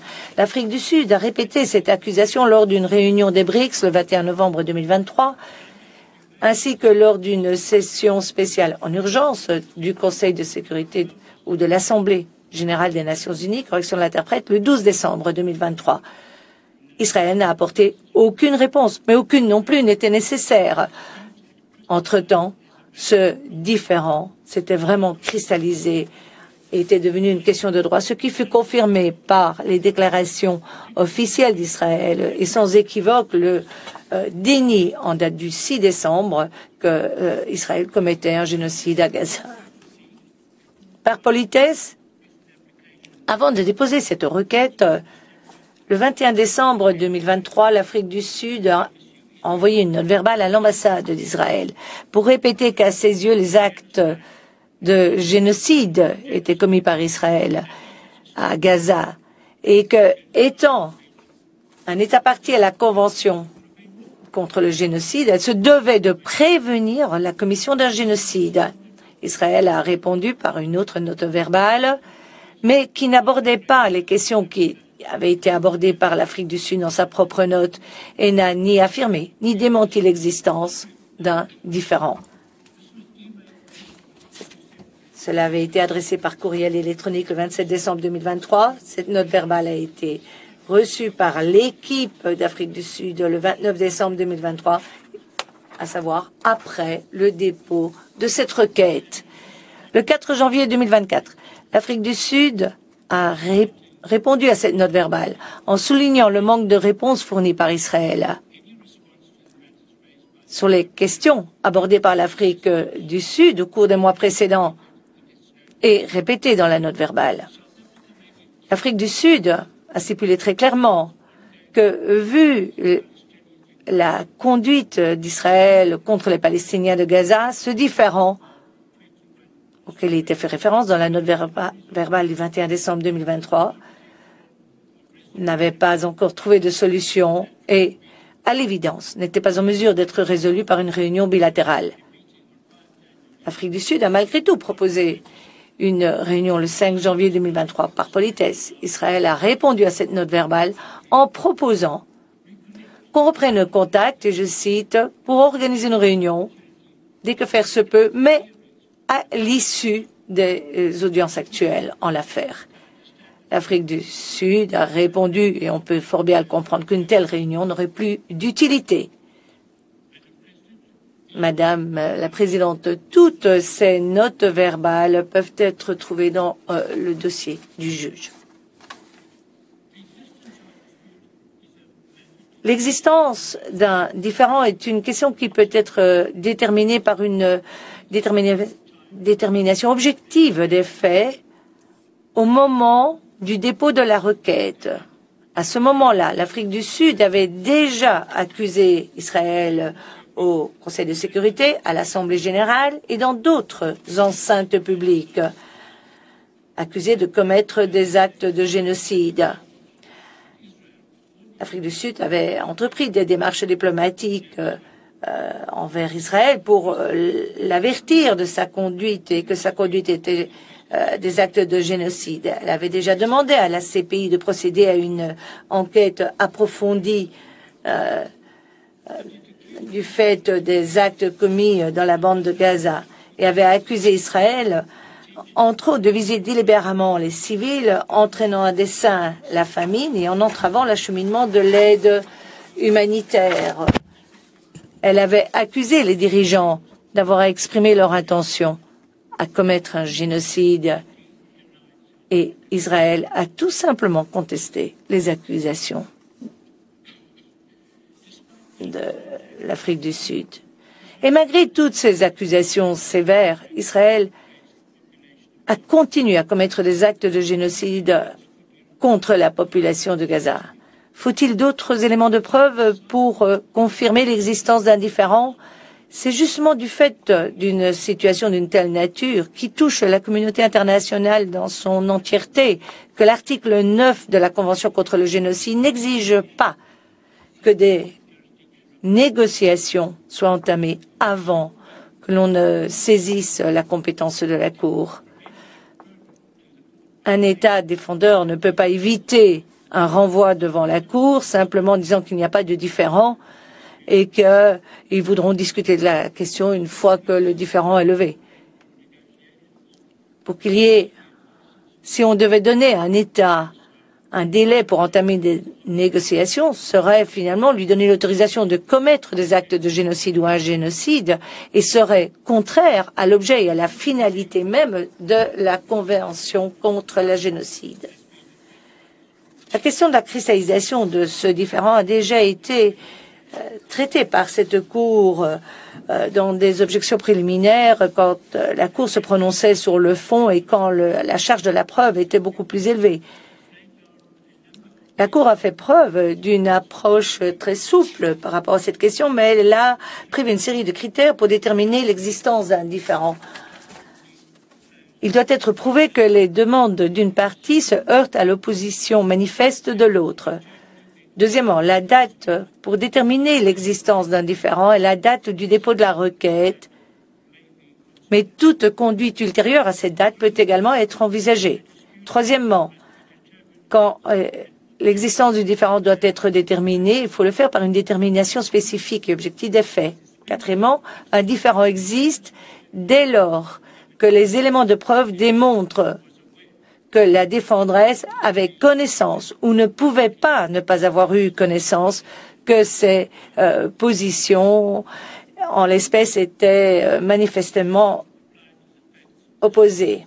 En l'espèce, il est irréfutable qu'un différend existe entre l'Afrique du Sud et Israël.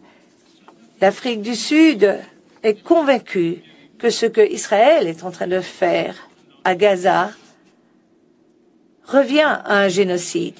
Israël le dément et prétend que cette accusation est erronée légalement et dans les faits, voire obscène. Une évaluation objective des faits nous montre qu'un différend existait au jour du dépôt de la requête par l'Afrique du Sud.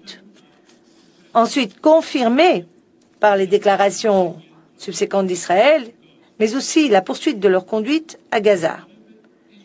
De surcroît, Israël devait avoir connaissance du fait des déclarations publiques de l'Afrique du Sud, de ses démarches et de son renvoi à la CPI de ces actes de génocide, et dès lors qu'un différend existait entre deux États. Madame la Présidente, la Cour avait indiqué que dans une requête en mesure conservatoire, il suffit de montrer qu'il y a une base prima facie de compétences. Nous avançons que l'Afrique du Sud a pu établir l'existence d'un différend de manière convaincante entre l'Afrique du Sud et Israël quant au respect de ses obligations découlant de la Convention génocide. Et enfin, il est en outre soutenu qu'il convient de tenir compte des considérations spéciales qui s'appliquent à l'existence d'un différend eu égard à l'article 9 de la Convention contre le génocide entre un État qui présente une requête du fait de ses obligations de prévision de génocide et un État accusé de commettre un génocide. Ainsi, je termine ma présentation, Madame la Présidente, et vous remercie, vous et les membres de la Cour. Et je vous demande d'inviter le professeur Max Duplessis à prendre la parole afin que celui-ci se penche sur la nature des droits qui demandent protection et le lien à établir entre ces droits et les mesures demandées. Merci. Je vous remercie. Je vous propose maintenant de faire une pause avant de reprendre nos travaux. Je vous remercie.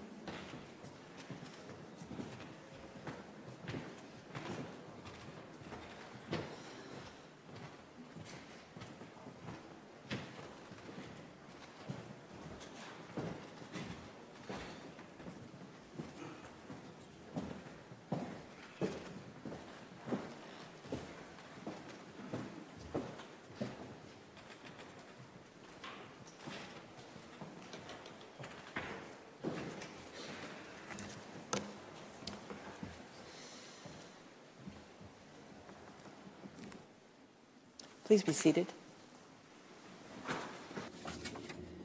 Veuillez vous asseoir. L'audience reprend. Je donne maintenant la parole au professeur Max Duplessis. Je vous donne la parole, monsieur.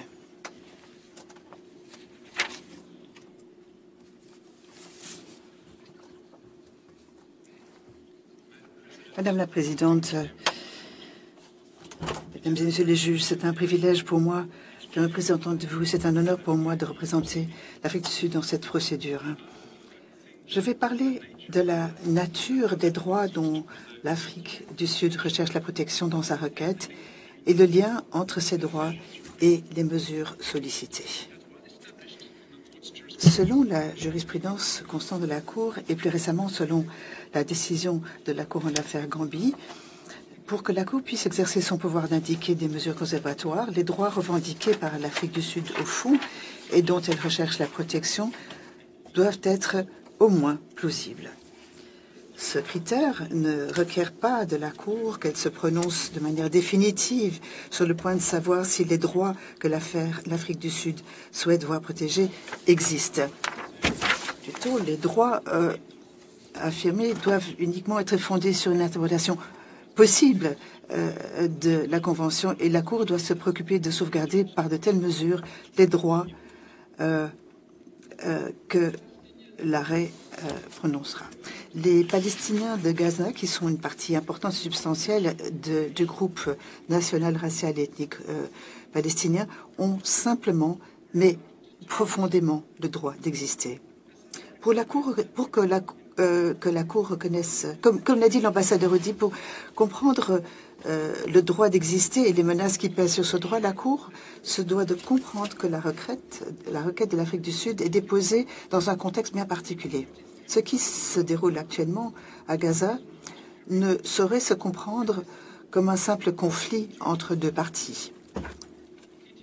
Au contraire, il s'agit d'actes destructeurs commis par une puissance occupante, Israël, qui soumet le peuple palestinien ou a soumis le peuple palestinien à une violation répressive et prolongée de leur droit à l'autodétermination depuis plus d'un demi-siècle.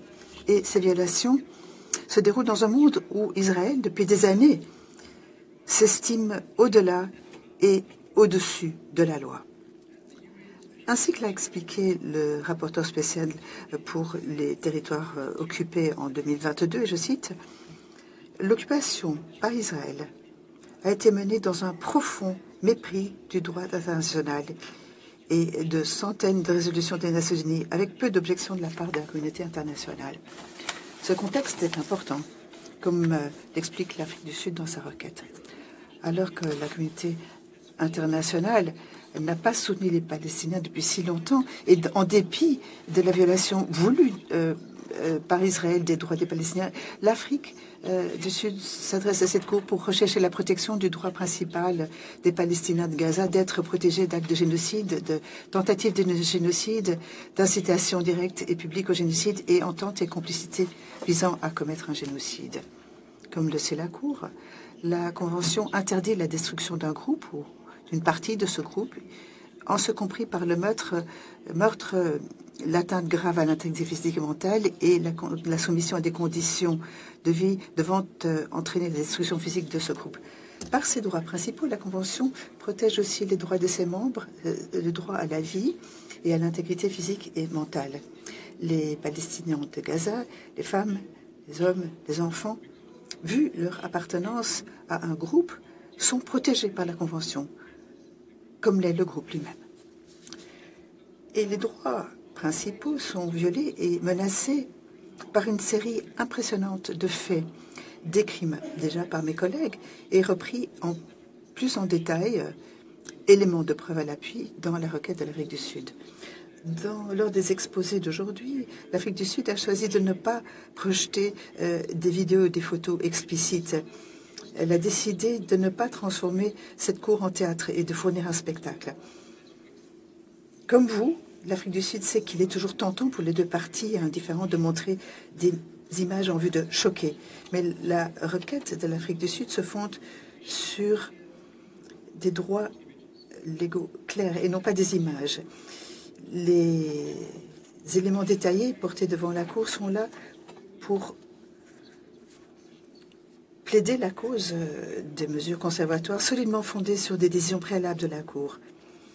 Et l'Afrique du Sud plaide sa cause en affirmant que les droits des Palestiniens méritent autant la protection, comme le montrent les éléments de preuve que nous avons présentés, que ceux d'autres groupes victimes déjà protégés par cette Cour lors d'autres indications de mesures conservatoires. Ces éléments confirment l'existence des droits et leur violation. Ils confirment qu'Israël a commis des actes susceptibles d'être qualifiés de génocidaires.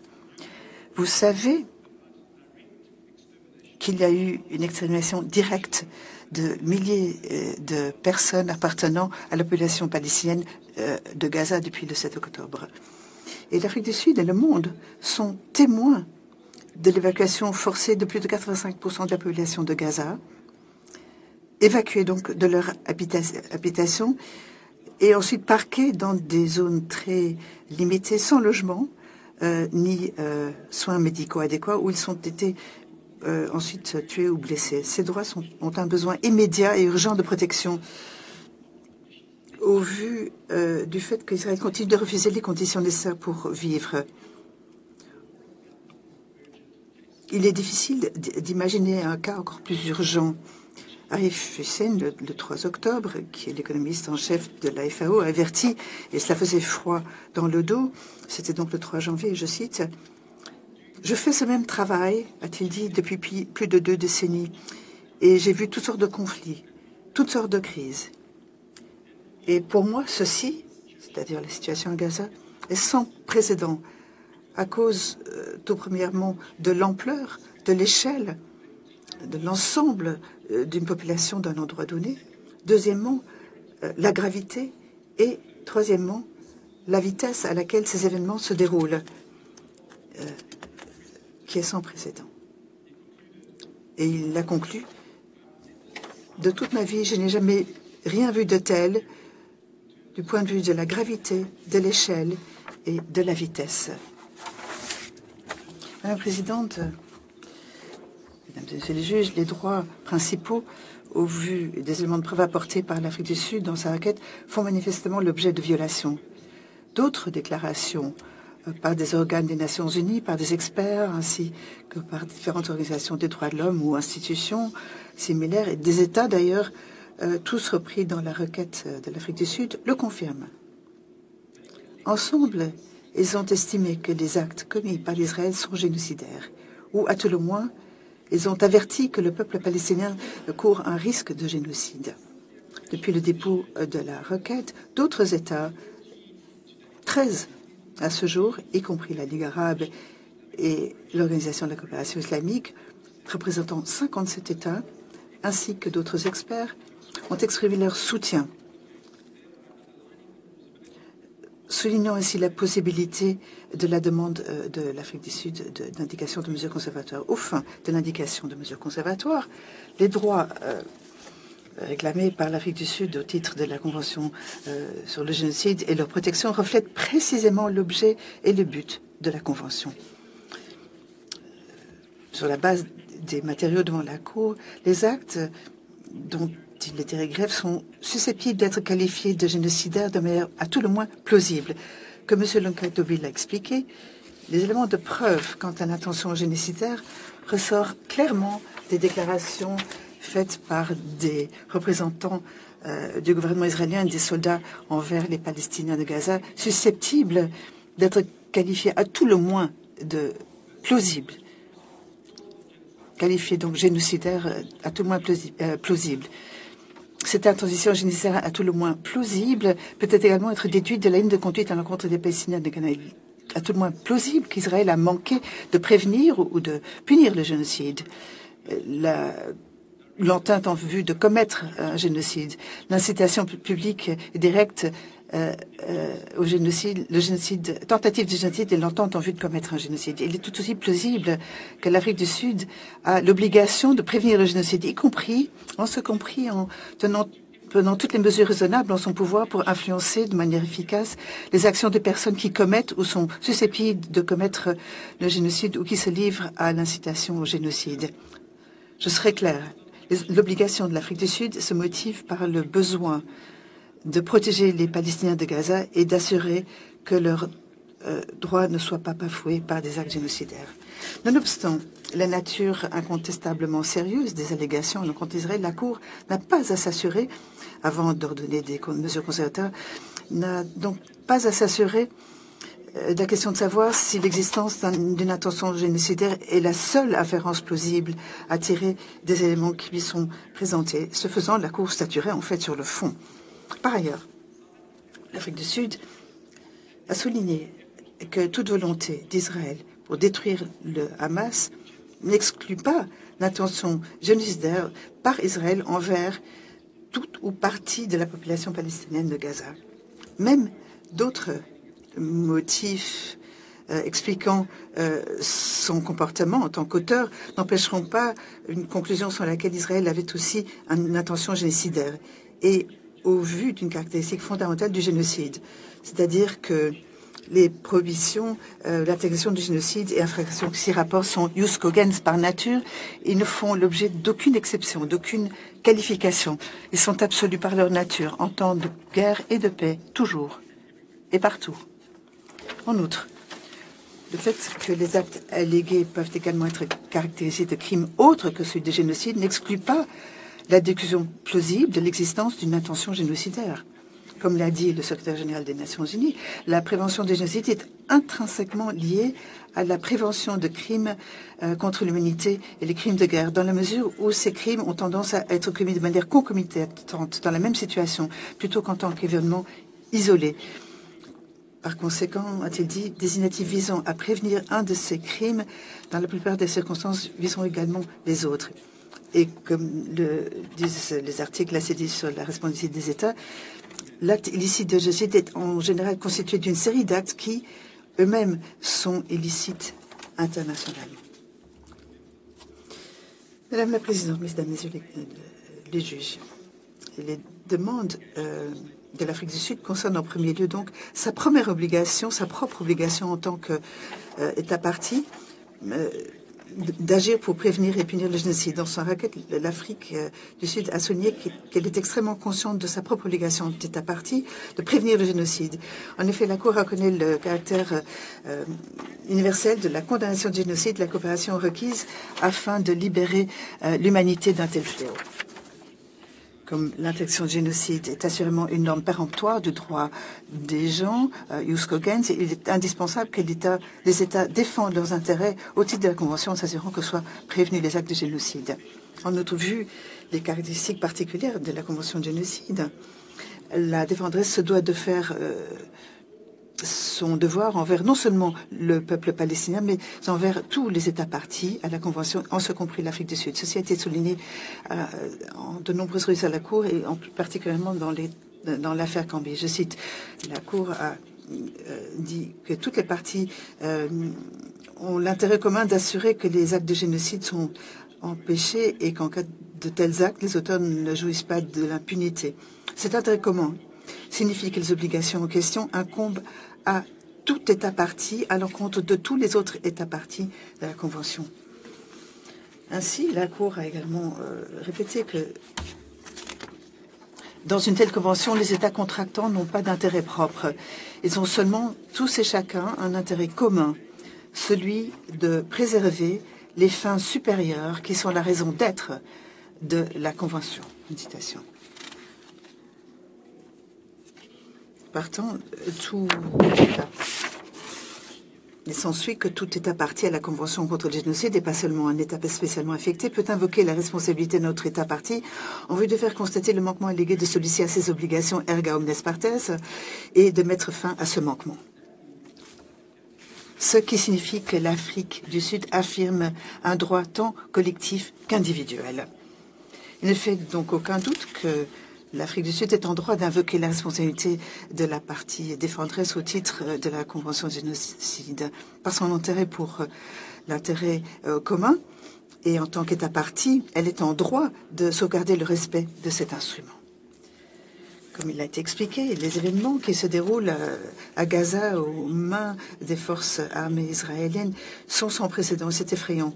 Pourtant, ce qui est demandé à la Cour dans l'instance, interdire des actes génocidaires de manière conservatoire est tristement connu. La Cour a indiqué des mesures conservatoires dans des circonstances analogues, en l'affaire Gambie, où, comme ici, un État a sollicité l'indication de mesures conservatoires sur la base du droit erga omnes, selon laquelle la Convention sur le génocide doit être respectée. Et toujours en égard au génocide, la Cour en a fait de même dans les affaires Bosnie et Ukraine. Et plus récemment, la Cour des CEDAW a aussi reconnu la nature erga omnes des droits des parties au titre de la Convention sur la torture. Ainsi, l'Afrique du Sud affirme en l'espèce que les droits des Palestiniens de Gaza méritent tout autant que la Cour exerce son important pouvoir de protection qu'elle tient de l'article 41 pour indiquer des mesures conservatoires. La Cour ne peut conclure autrement qu'elle l'a fait en l'affaire Gambie. En cette affaire, la Cour a conclut qu'il y a une corrélation entre les droits des membres des groupes protégés par la Convention sur le génocide, les obligations incombant aux États parties et le droit de tout État partie de rechercher son respect par rapport à un autre État partie. L'Afrique du Sud et sa requête respectent dès lors l'article 41 du statut de la Cour et s'inscrit dans le pouvoir de cette Cour qui a pour objet de sauvegarder dans l'attente de sa décision sur le fond les droits revendiqués par chacune des parties. L'Afrique du Sud demande à cette Cour de s'acquitter de ce pouvoir. L'Afrique du Sud, quant à elle, se prévaut de ce droit, de son droit et de ses obligations solennelles que celle-ci a envers la communauté internationale dans son ensemble. Pour que la Cour indique une ou plusieurs mesures conservatoires, il faut en outre qu'un lien existe entre les droits dont la protection est recherchée et les mesures demandées. Un lien existe très clairement ici entre les droits revendiqués par l'Afrique du Sud et les mesures conservatoires sollicitées, lesquelles concernent directement les droits qui constituent l'objet du différend. Les mesures provisoires qui sont demandées cherchent à protéger les droits de ce qui sera au cœur même d'un jugement ultérieur lorsque la Cour exercera sa compétence en temps voulu.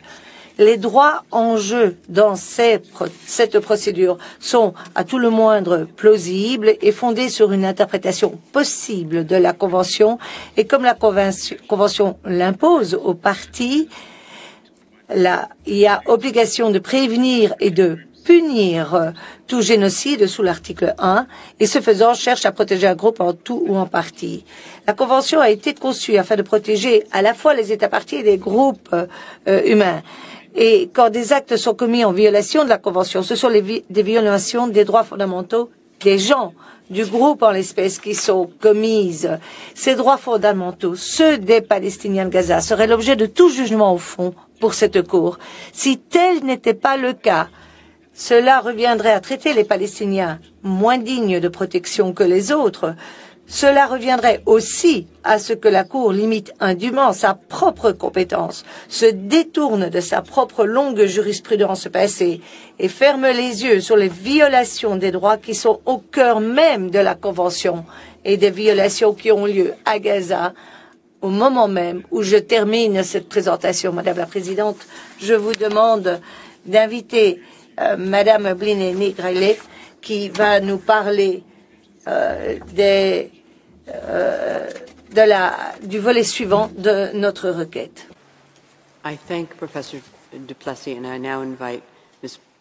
Je remercie le professeur Duplessis. Je donne maintenant la parole à Madame Nigralek.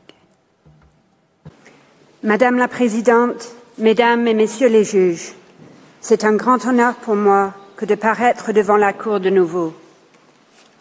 C'est également à la fois un privilège et une lourde responsabilité que de représenter l'Afrique du Sud dans cette affaire d'une si grande gravité.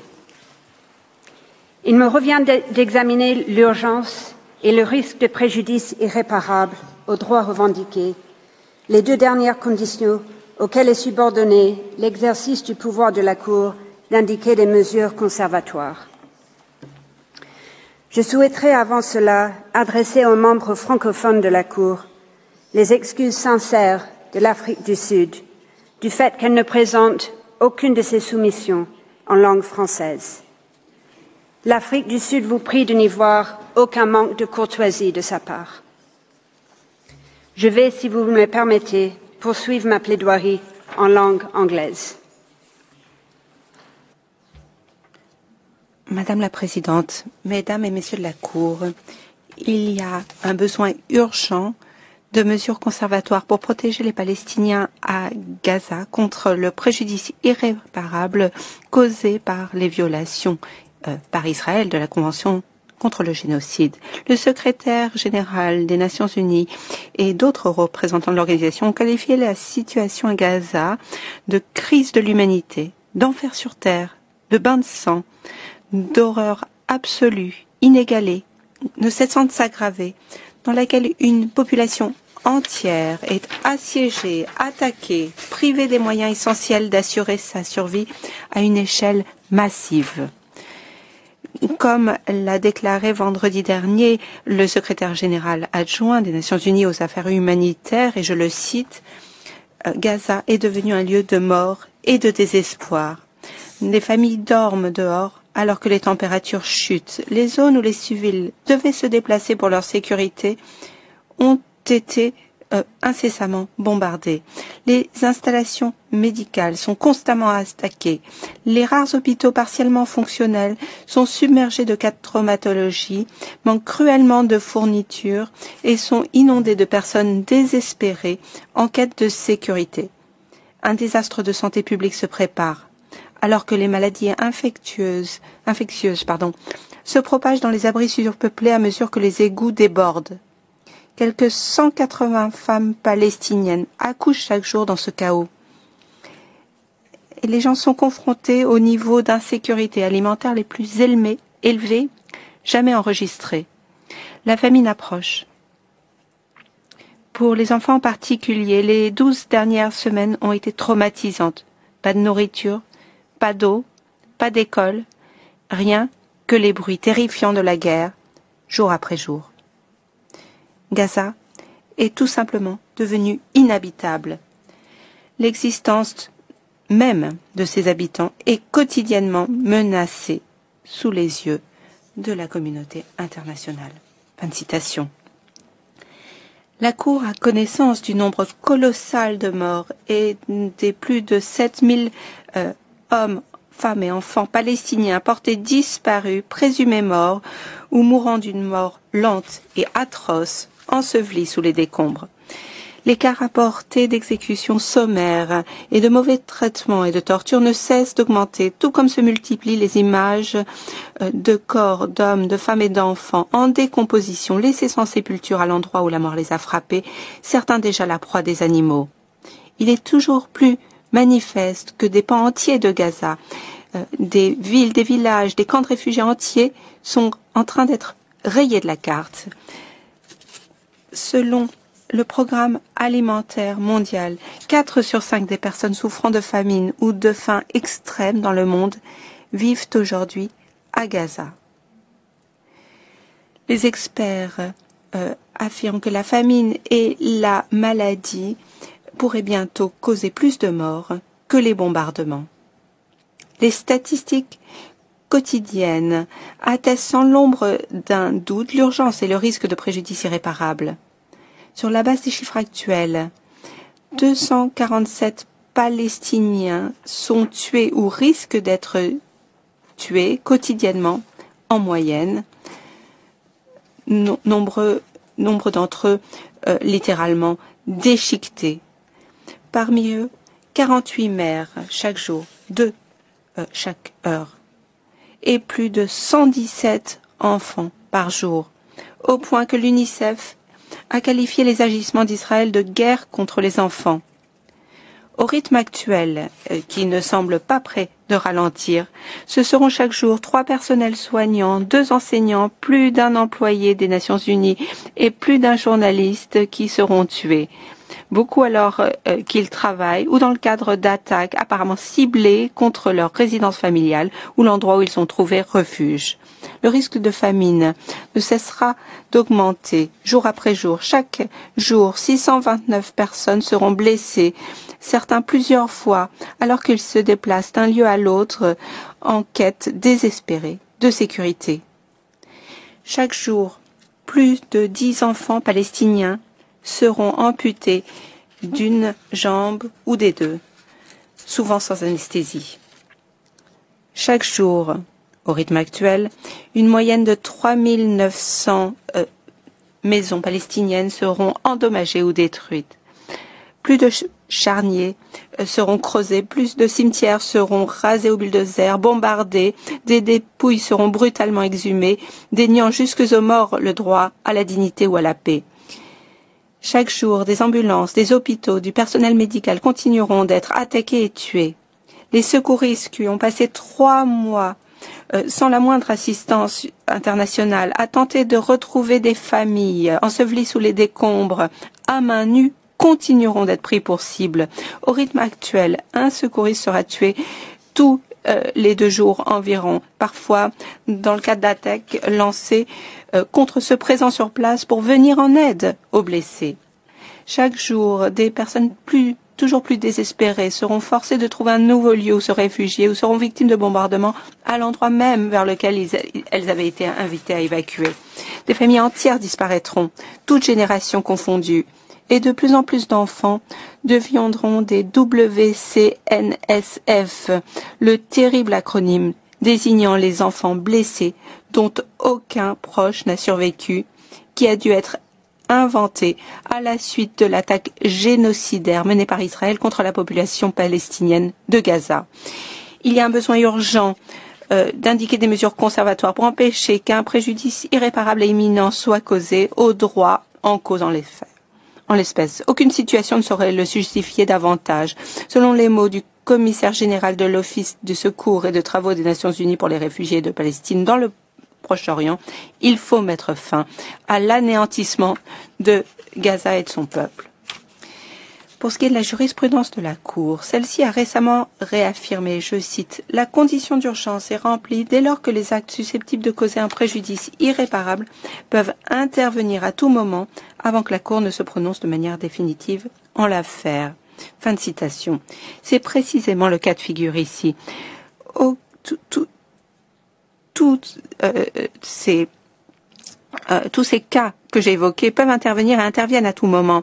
Les résolutions du Conseil de sécurité de l'ONU exigeant un accès, l'acheminement immédiat, sûr et sans entrave d'une aide humanitaire à grande échelle directement à la population civile dans l'ensemble de la bande de Gaza et un accès complet, rapide, durable, sûr et sans entrave pour les organismes humanitaires n'ont toujours pas été mis en œuvre. Les résolutions de l'Assemblée générale appelant à un cessez-le-feu humanitaire sont restées lettres mortes. La situation ne saurait être plus urgente. Depuis l'introduction de la présente instance, le 29 décembre 2023, quelques 1703 Palestiniens ont été tués à Gaza et plus de 3252 ont été blessés. Pour ce qui est du critère du préjudice irréparable, cela fait maintenant des décennies que la Cour a de multiples reprises déclaré qu'il y est satisfait lorsque de graves risques pèsent sur la vie humaine ou sur des droits ou d'autres droits humains fondamentaux. Dans les affaires Géorgie-Russie et Arménie et Azerbaïdjan, la Cour a indiqué des mesures conservatoires et a conclu à l'existence d'un risque de préjudice irréparable alors que des centaines de milliers de personnes avaient été chassées de leur foyer. Ce faisant, la Cour a noté le contexte où, je cite, la population se trouvait depuis longtemps dans une situation de vulnérabilité, avec notamment des obstacles à l'importation de produits de première nécessité, provoquant des pénuries de nourriture, de médicaments et d'autres fournitures médicales vitales. Fin de citation. À Gaza, vous l'avez entendu déjà, près de 2 millions de personnes, plus de 85% de la population, ont dû fuir leur foyer et leur refuge à plusieurs reprises, et pas seulement une fois ou deux, parfois 3, 4 fois ou plus, dans des bandes de territoire toujours plus réduites où ils continuent d'être victimes de bombardements et tués. C'est une population qu'Israël avait déjà placée dans une situation de vulnérabilité en la soumettant pendant 16 ans à un blocus militaire et à un développement qui l'a laissé exsangue. Aujourd'hui, les obstacles d'Israël à l'importation de nourriture et de produits de première nécessité ont conduit Gaza au bord de la famine. Et des adultes, des mères, des pères, des grands-parents se privent régulièrement de nourriture pour que les enfants puissent manger au moins une fois par jour. Des pénuries de médicaments et l'absence de soins médicaux, d'eau potable, d'électricité sont telles que un important nombre de Palestiniens meurent ou risquent incessamment de mourir de causes évitables. Les services d'oncologie et autres ont fermé depuis bien longtemps. Des parturientes subissent des césariennes sans anesthésie dans des hôpitaux à peine opérationnels. On assiste à des scènes dites de films d'horreur, nombre de femmes subissant des hystérectomies qui en temps normal auraient été inutiles, comme seule chance de leur sauver la vie. Dans l'affaire Canada et Pays-Bas contre Syrie, la Cour a dit clairement que, je cite, les personnes soumises à la torture ou à d'autres actes constitutifs de peine ou traitements cruels, inhumains ou dégradants sont exposées à un risque grave de préjudice irréparable. Les Palestiniens à Gaza sont aussi exposés à ce risque. Des vidéos diffusées dans le monde entier montrant des garçons et des hommes palestiniens rassemblés, déshabillés, humiliés, et d'autres des atteintes graves à l'intégrité physique ou des récits d'atteintes graves à l'intégrité mentale et d'humiliation. Dans l'affaire Qatar contre Émirats arabes unis, la Cour a considéré que des mesures conservatoires s'imposaient eu égard au risque de préjudice irréparable existant lorsque des personnes sont obligées de quitter leur domicile sans espoir d'y retourner, subissent des souffrances psychologiques ou sont séparées de leur famille de manière temporaire ou potentiellement continue, ou encore que des élèves ou des étudiants sont empêchés de se présenter à des examens. Si les mesures conservatoires étaient alors justifiées, comment ne pourraient-elles l'être dans le cas de Gaza, où d'innombrables familles ont été séparées, certains membres de familles devant évacuer sur ordre de l'armée israélienne, d'autres restant sur place au prix de risques incalculables pour s'occuper de blessés, d'infirmes et de personnes âgées, où des maris, des pères, des fils sont rassemblés, séparés de leur famille, emmenés dans des lieux inconnus pour des périodes indéterminées. Dans l'affaire Qatar-Émirats arabes unis, la Cour a indiqué des mesures conservatoires en raison d'un possible préjudice à quelques 150 étudiants. À Gaza, 625 000 élèves n'ont pas été à l'école depuis 3 mois. Et le Conseil de sécurité, je cite, s'est déclaré vivement préoccupé par l'effet dramatique qu'a sur les enfants, la perturbation de l'accès à l'éducation et par les conséquences persistantes du conflit sur leur santé physique et mentale. Quelques 90 000 étudiants d'universités palestiniennes ne peuvent suivre leurs cours à Gaza. Plus de 60% des écoles, la quasi-totalité des universités, d'innombrables librairies ou bibliothèques ont été endommagées ou détruites et des centaines d'enseignants ont été tués, y compris les doyens d'université, des experts palestiniens de renom, faisant disparaître toute perspective d'éducation des enfants et des jeunes à Gaza. On relèvera que la Cour a conclu que des mesures conservatoires étaient justifiées dans les 3 affaires, dans le cadre desquelles ces types de mesures avaient été demandées eu égard à des violations de la Convention sur le génocide. La Cour a indiqué des mesures conservatoires dans l'affaire Bosnie contre Serbie en 1993, concluant au vu des éléments de preuve qui n'étaient pas plus accablants que ceux présentés dans la présente affaire, qu'il suffisait de déterminer qu'il existait un risque grave que des actes de génocide soient commis. La Cour a conclu que des mesures conservatoires étaient justifiées dans l'affaire Gambie contre Myanmar, au motif de l'existence d'un risque de préjudice irréparable contre les Rohingyas qui subissaient des massacres, des passages à tabac, des destructions de villages et de maisons, des privations de nourriture, d'abri et d'autres moyens d'existence élémentaires. Plus récemment, en indiquant des mesures conservatoires dans l'affaire Ukraine contre Russie, la Cour a considéré que dans le cadre des activités militaires menées par la Russie, de nombreux civils avaient été tués ou blessés et d'importants dégâts matériels avaient été occasionnés, notamment la destruction de bâtiments et d'infrastructures, donnant lieu à un risque de préjudice irréparable. La Cour a tenu compte du fait que des attaques étaient toujours en cours et rendaient les conditions de vie de la population civile de plus en plus difficiles, population considérée comme extrêmement vulnérable. La Cour a également considéré le fait que de nombreuses personnes n'avaient pas accès aux produits alimentaires de première nécessité, à l'eau potable, à l'électricité, à des médicaments essentiels ou au chauffage. Et un très grand nombre de personnes tentaient de fuir dans des conditions extrêmement dangereuses. La même chose est vécue à Gaza, à une échelle bien plus vaste, par une population assiégée, piégée, terrifiée, qui n'a nulle part où aller en sécurité. À moins que quelqu'un affirme le contraire, il ressort clairement de l'affaire Ukraine contre Russie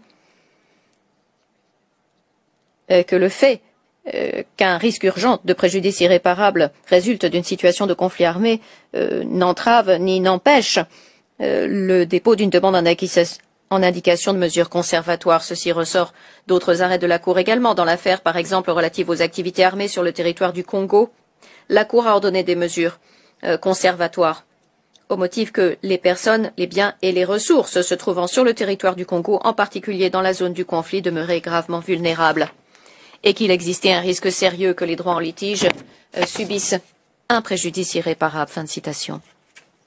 De même, dans l'affaire Costa Rica contre Nicaragua, la Cour a indiqué des mesures conservatoires, en partie au motif que la présence de soldats dans le territoire en litige entraînait, je cite, un risque réel et actuel d'incidents susceptibles d'entraîner une atteinte irrémédiable à l'intégrité physique de personnes ou à leur vie. Fin de citation.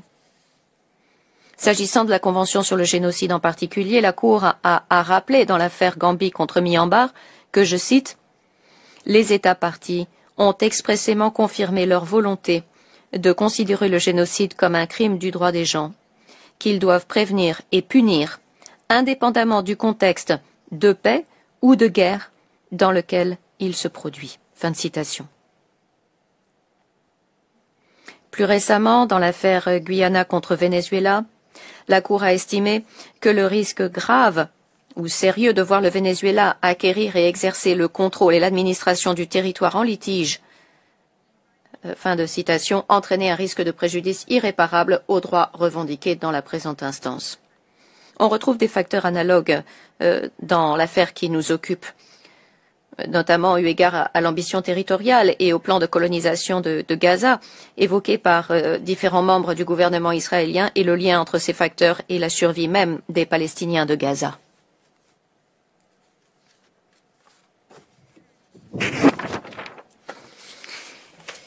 En outre, un assouplissement par Israël du passage de l'aide humanitaire vers Gaza à l'issue de la présente procédure ou dans d'autres circonstances ne répondrait pas à la demande en indication de mesures conservatoires déposée par l'Afrique du Sud. Dans l'affaire de l'Iran contre les États-Unis, la Cour a conclu à l'existence d'un préjudice irréparable, d'un risque de préjudice irréparable lorsque la santé et la vie des personnes concernées sont mises en danger par les restrictions placées sur des médicaments, équipements médicaux, les denrées alimentaires et d'autres achats nécessaires à des fins humanitaires. Et ce, en dépit des assurances fournies par les États-Unis, selon lesquelles ces derniers examineraient promptement les questions humanitaires et en dépit du fait que les fournitures essentielles étaient en tout état de cause et en théorie exemptées des sanctions américaines.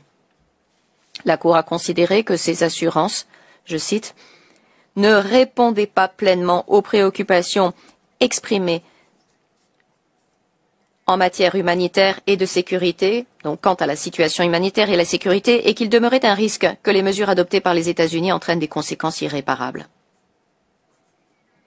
Dans l'affaire Arménie contre Azerbaïdjan, des engagements unilatéraux pris en vue d'atténuer les restrictions ainsi que la pleine reprise des livraisons humanitaires et commerciales n'ont pas fait obstacle à ce que l'Arménie dépose une demande en indication de mesures conservatoires. La Cour a été claire à ce sujet.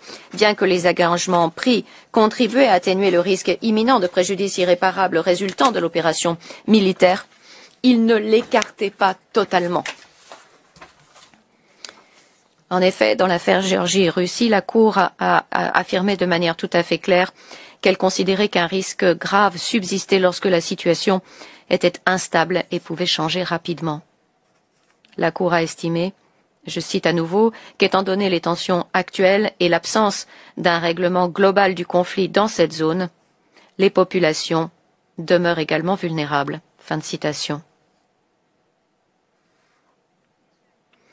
Israël continue à nier sa responsabilité dans la crise humanitaire dont elle est à l'origine, et ce alors même que Gaza meurt de faim.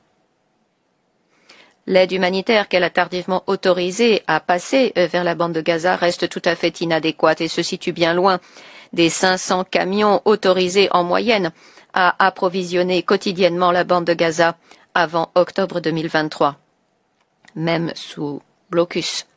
Tout engagement unilatéral qu'Israël pourrait chercher à prendre sur l'avenir de l'aide humanitaire ne ferait pas disparaître le risque d'un préjudice irréparable, surtout compte tenu du comportement passé et actuel d'Israël à l'égard du peuple palestinien, et notamment des 16 années de siège brutal imposé à Gaza.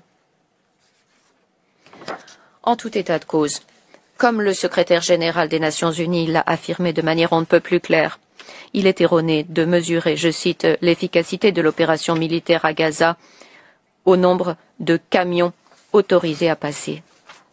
Comme il l'a souligné, je cite, le véritable problème, c'est que les modalités de l'offensive menée par Israël sont telles qu'il n'est plus possible de livrer de manière efficace l'aide humanitaire. Pour ce faire, il faudrait des conditions de sécurité, du personnel capable de travailler dans des conditions sûres, des capacités logistiques et la reprise de l'activité commerciale. Il faudrait de l'électricité et des communications stables. Tous ces éléments demeurent absents. Fin de citation. En effet, peu après la réouverture par Israël du point de passage de Kerem Shalom aux marchandises fin décembre 2023, ce passage a été victime d'une attaque de drone qui a coûté la vie à 5 Palestiniens et qui a conduit à une nouvelle fermeture temporaire. Aucun lieu, aucune personne n'est en sécurité. Comme le secrétaire général et les hauts représentants des Nations Unies l'ont dit de manière tout à fait claire, faute d'une cessation des opérations militaires israéliennes, les points de passage, les convois et le personnel humanitaire, comme toute personne et toute chose à Gaza, restent soumis à un risque imminent de nouveaux préjudices irréparables. Un nombre sans précédent de fonctionnaires des Nations Unies, 148 au total, ont été tués à ce jour. Si Israël ne met pas fin à son activité militaire à Gaza, la situation extrême dans laquelle se trouvent les civils palestiniens persistera. Madame la Présidente, Mesdames et Messieurs les membres de la Cour, si l'indication de mesures conservatoires était justifiée à la lumière des faits relatifs aux différentes affaires dont je viens de parler, comment ne le serait-elle pas dans une situation d'une gravité bien supérieure, dans laquelle le risque imminent de préjudice irréparable est bien plus élevé? Comment de telles mesures ne seraient-elles pas justifiées dans une situation qui laisse sans mots, tant elle est sans précédent, des vétérans de l'action humanitaire qui ont connu des crises aussi lointaines que les massacres du Cambodge, des gens qui, pour citer le secrétaire général des Nations Unies, ont tout vu. Des gens qui n'ont donc pas les mots pour décrire la situation actuelle. La Cour s'écarterait totalement de sa longue et reconnue jurisprudence, fermement établie et récemment reconfirmée, si elle n'ordonnait pas de mesures conservatoires dans la présente instance.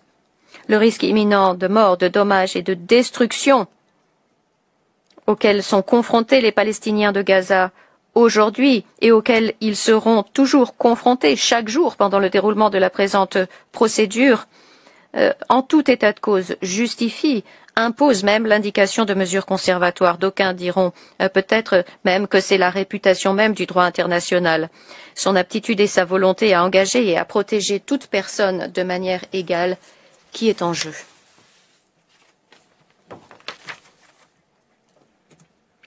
Mais la Convention sur le génocide ne constitue pas seulement un précédent juridique.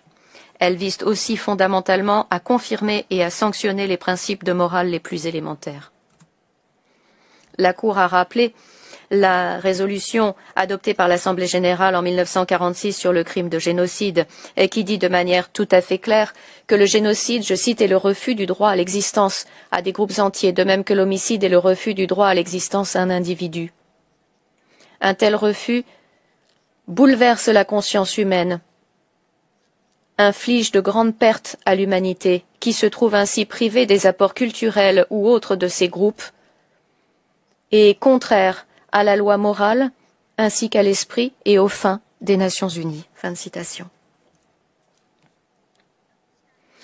En dépit de la reconnaissance dans la Convention sur le génocide de la nécessité de libérer le monde du fléau odieux que constitue le génocide, la communauté internationale a échoué à maintes reprises. Elle a manqué à ses obligations à l'égard de la population du Rwanda, de la population de la Bosnie et des Rohingyas, incitant la Cour d'Océan à agir.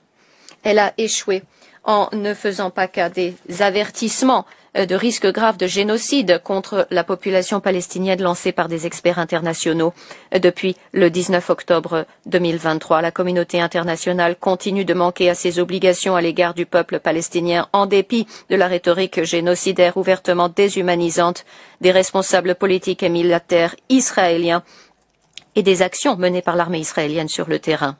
En dépit de l'horreur du génocide contre la population palestinienne, dont nous sommes les témoins en direct de Gaza sur nos téléphones portables, nos ordinateurs et nos télévisions, le premier génocide de l'histoire, dont les victimes diffusent en direct, en temps réel, leur propre destruction dans l'espoir désespéré et jusqu'à présent vain de voir le monde faire quelque chose. Le Gaza n'est rien de moins qu'un échec moral, tel que décrit par la communauté internationale de la Croix-Rouge, pourtant habituellement circonspect dans ses propos. Comme l'ont souligné les responsables des Nations Unies, cet échec, je cite, a des répercussions non seulement pour le peuple de Gaza, mais pour les générations à venir qui n'oublieront jamais ces plus de 90 jours d'enfer et ces atteintes aux principes les plus élémentaires de l'humanité. Comme l'a déclaré un porte-parole des Nations Unies à Gaza la semaine dernière, à côté d'un hôpital clairement marqué du symbole du croissant rouge où 5 Palestiniens, dont un bébé de 5 ans, venaient juste d'être tués, le monde devrait être absolument horrifié. Le monde devrait être absolument indigné. Il n'y a pas de lieu sûr à Gaza et le monde devrait avoir honte. Madame la Présidente, Mesdames et Messieurs les membres de la Cour, en conclusion, j'aimerais partager avec vous 2 photographies. La première montre un tableau blanc dans un hôpital du nord de Gaza, l'un des nombreux hôpitaux palestiniens ciblés, assiégés et bombardés par Israël au cours de ces 3 derniers mois d'une violence brutale. Sur ce tableau blanc, tout est effacé, plus aucune intervention chirurgicale à venir n'y figure. Il ne reste plus qu'un message laissé par un médecin de Médecins sans frontières qui dit ceci: nous avons fait ce que nous avons pu, souvenez-vous de nous. La seconde photo montre le même tableau après une frappe israélienne ayant ciblé l'hôpital le 21 novembre 2023, qui a coûté la vie à l'auteur de ce message, le docteur Mahmoud Abou Noujaila, ainsi qu'à 2 de ses collègues. Un mois plus tard à peine, dans un sermon fort prononcé dans une église de Bethléem le jour de Noël, le même jour au cours duquel Israël avait tué 250 Palestiniens, y compris au moins 86 personnes, dont de nombreux membres d'une seule et même famille, massacrés lors d'une seule frappe ciblant le camp de réfugiés de Mahazi, le pasteur palestinien Munter Isaac s'est adressé à sa congrégation et à la communauté internationale et il a dit ceci, je le cite: Gaza, telle que nous la connaissions, n'existe plus. C'est une annihilation. C'est un génocide. Nous nous lèverons. Nous nous relèverons au milieu de la destruction comme nous l'avons toujours fait en tant que Palestiniens. Bien que cette fois-ci il s'agisse sans doute de loin du coup le plus fort que nous ayons reçu. Puis il dit, aucune excuse ne sera acceptée après le génocide. Ce qui a été fait a été fait. Je veux que vous vous regardiez dans le miroir et que vous vous demandiez où étais-je lorsque Gaza a subi un génocide. L'Afrique du Sud se tient ici, devant cette cour, au Palais de la Paix. Elle a fait ce qu'elle a pu, elle fait ce qu'elle peut. En introduisant cette instance devant la cour et en demandant à celle-ci de prononcer des mesures conservatoires contre elle-même ainsi que contre Israël. L'Afrique du Sud prie respectueusement et humblement la Cour d'Océan de faire ce qui est en son pouvoir, d'indiquer des mesures conservatoires si urgemment requises pour éviter que le peuple palestinien de Gaza ne subisse davantage de préjudices irréparables, peuple dont les espoirs, y compris celui de survivre, sont placés entre les mains de la Cour. Je vous remercie de votre bienveillante attention.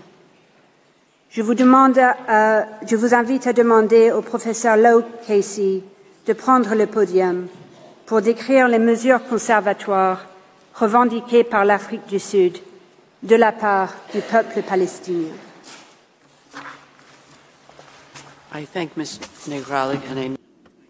Merci beaucoup. J'invite le professeur Vaughan-Lowe à prendre la parole.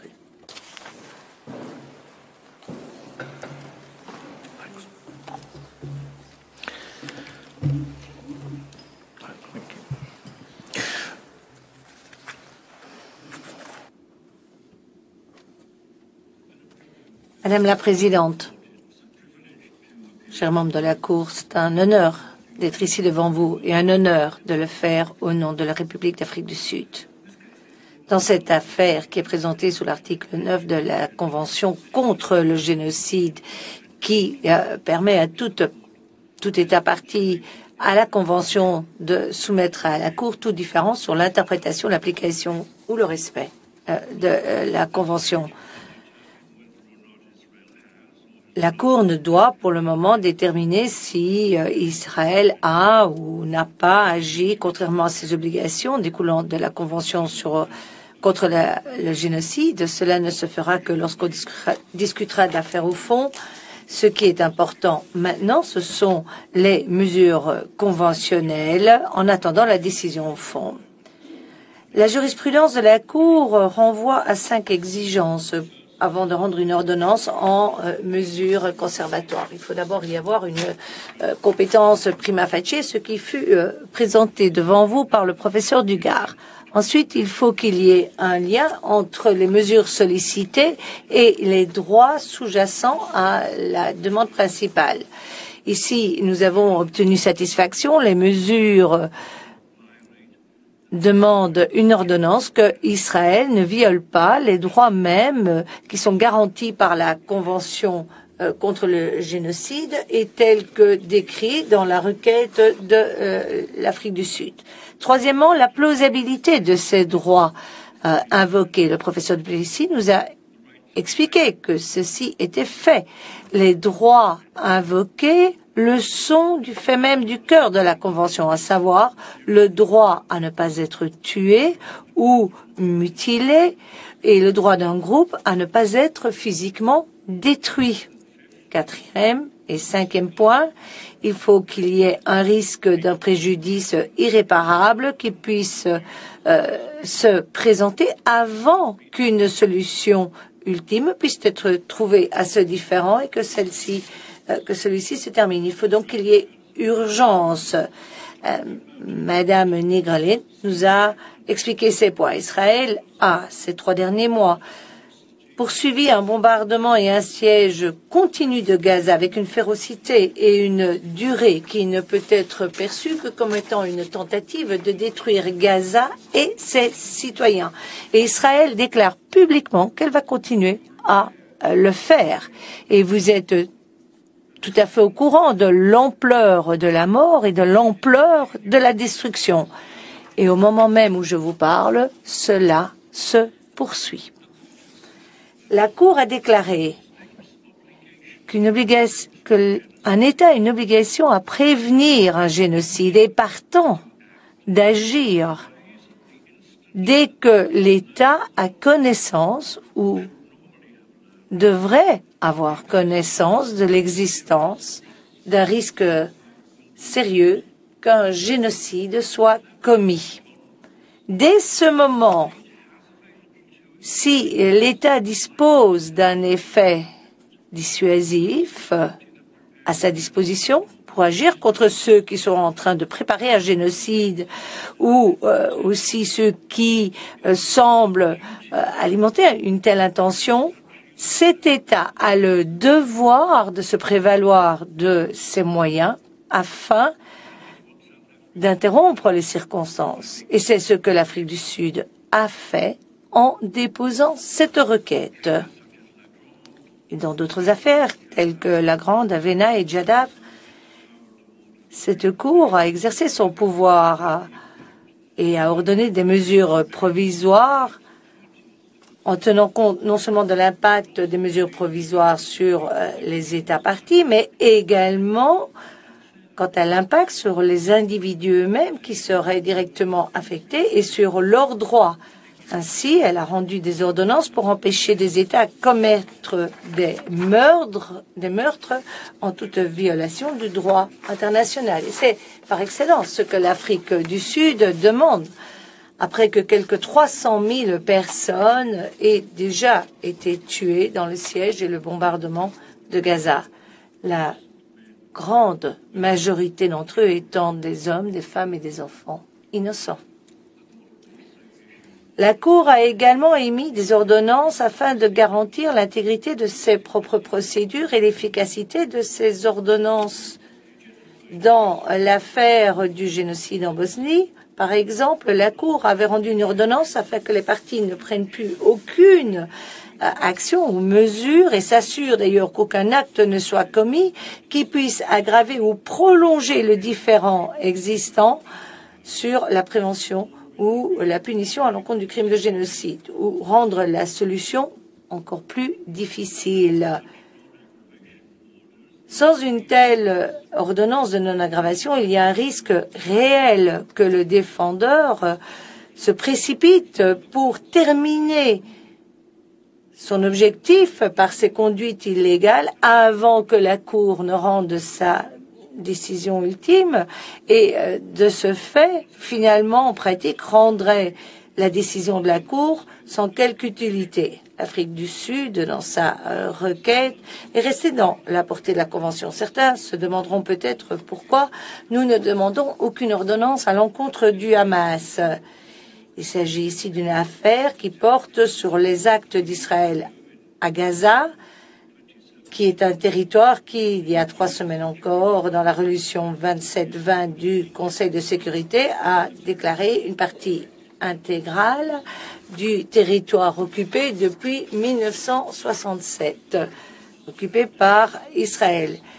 Comme la Cour le comprendra, le Hamas n'est pas un État et ne peut pas être une partie à la Convention contre le génocide, ni une partie à nos procédures.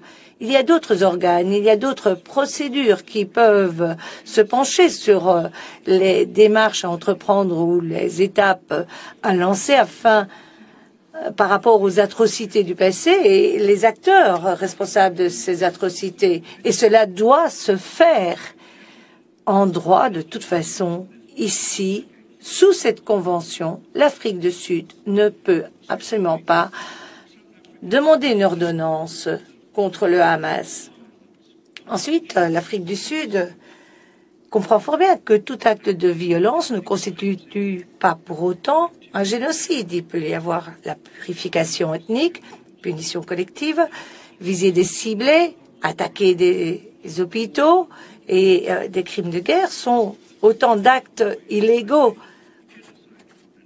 Pour autant, ils ne violent pas la Convention contre le génocide.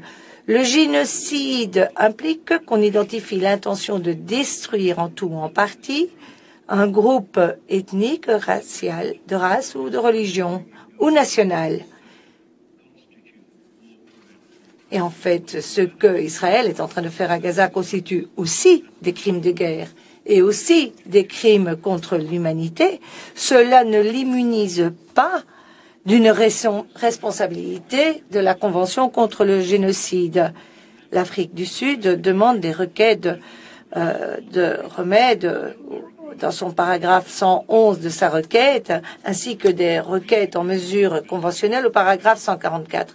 Pour des raisons bien pratiques et pragmatiques, les 2 premiers paragraphes étayant la requête en mesure conventionnelle demandent la suspension des opérations militaires d'Israël dans et autour de Gaza. Les opérations continues d'Israël à Gaza depuis l'attaque du 7 octobre est au cœur même de l'affaire en question. L'agent a rappelé que l'Afrique du Sud a condamné les attaques du 7 octobre. Israël déclare que ce n'est ni la Palestine ni les Palestiniens qui serait sa cible, que son objectif est de détruire le Hamas. Mais après des mois de bombardements continus, après avoir rasé des immeubles résidentiels entiers, après avoir coupé l'eau, l'alimentation, l'électricité et la communication d'une population tout entière, on ne peut pas prétendre qu'on se livre uniquement à une chasse à l'homme, les hommes du Hamas. Il s'agit ici d'une attaque indiscriminée qui cherche à attaquer, tuer et mutiler, terroriser une population, la population entière de Gaza, sans tenir compte des questions de culpabilité, en anéantissant leurs maisons et leurs logements et les villes dans lesquelles ils vivent, et en détruisant toute possibilité pratique de revenir un jour dans leur logement qui se retrouve sous les décombres.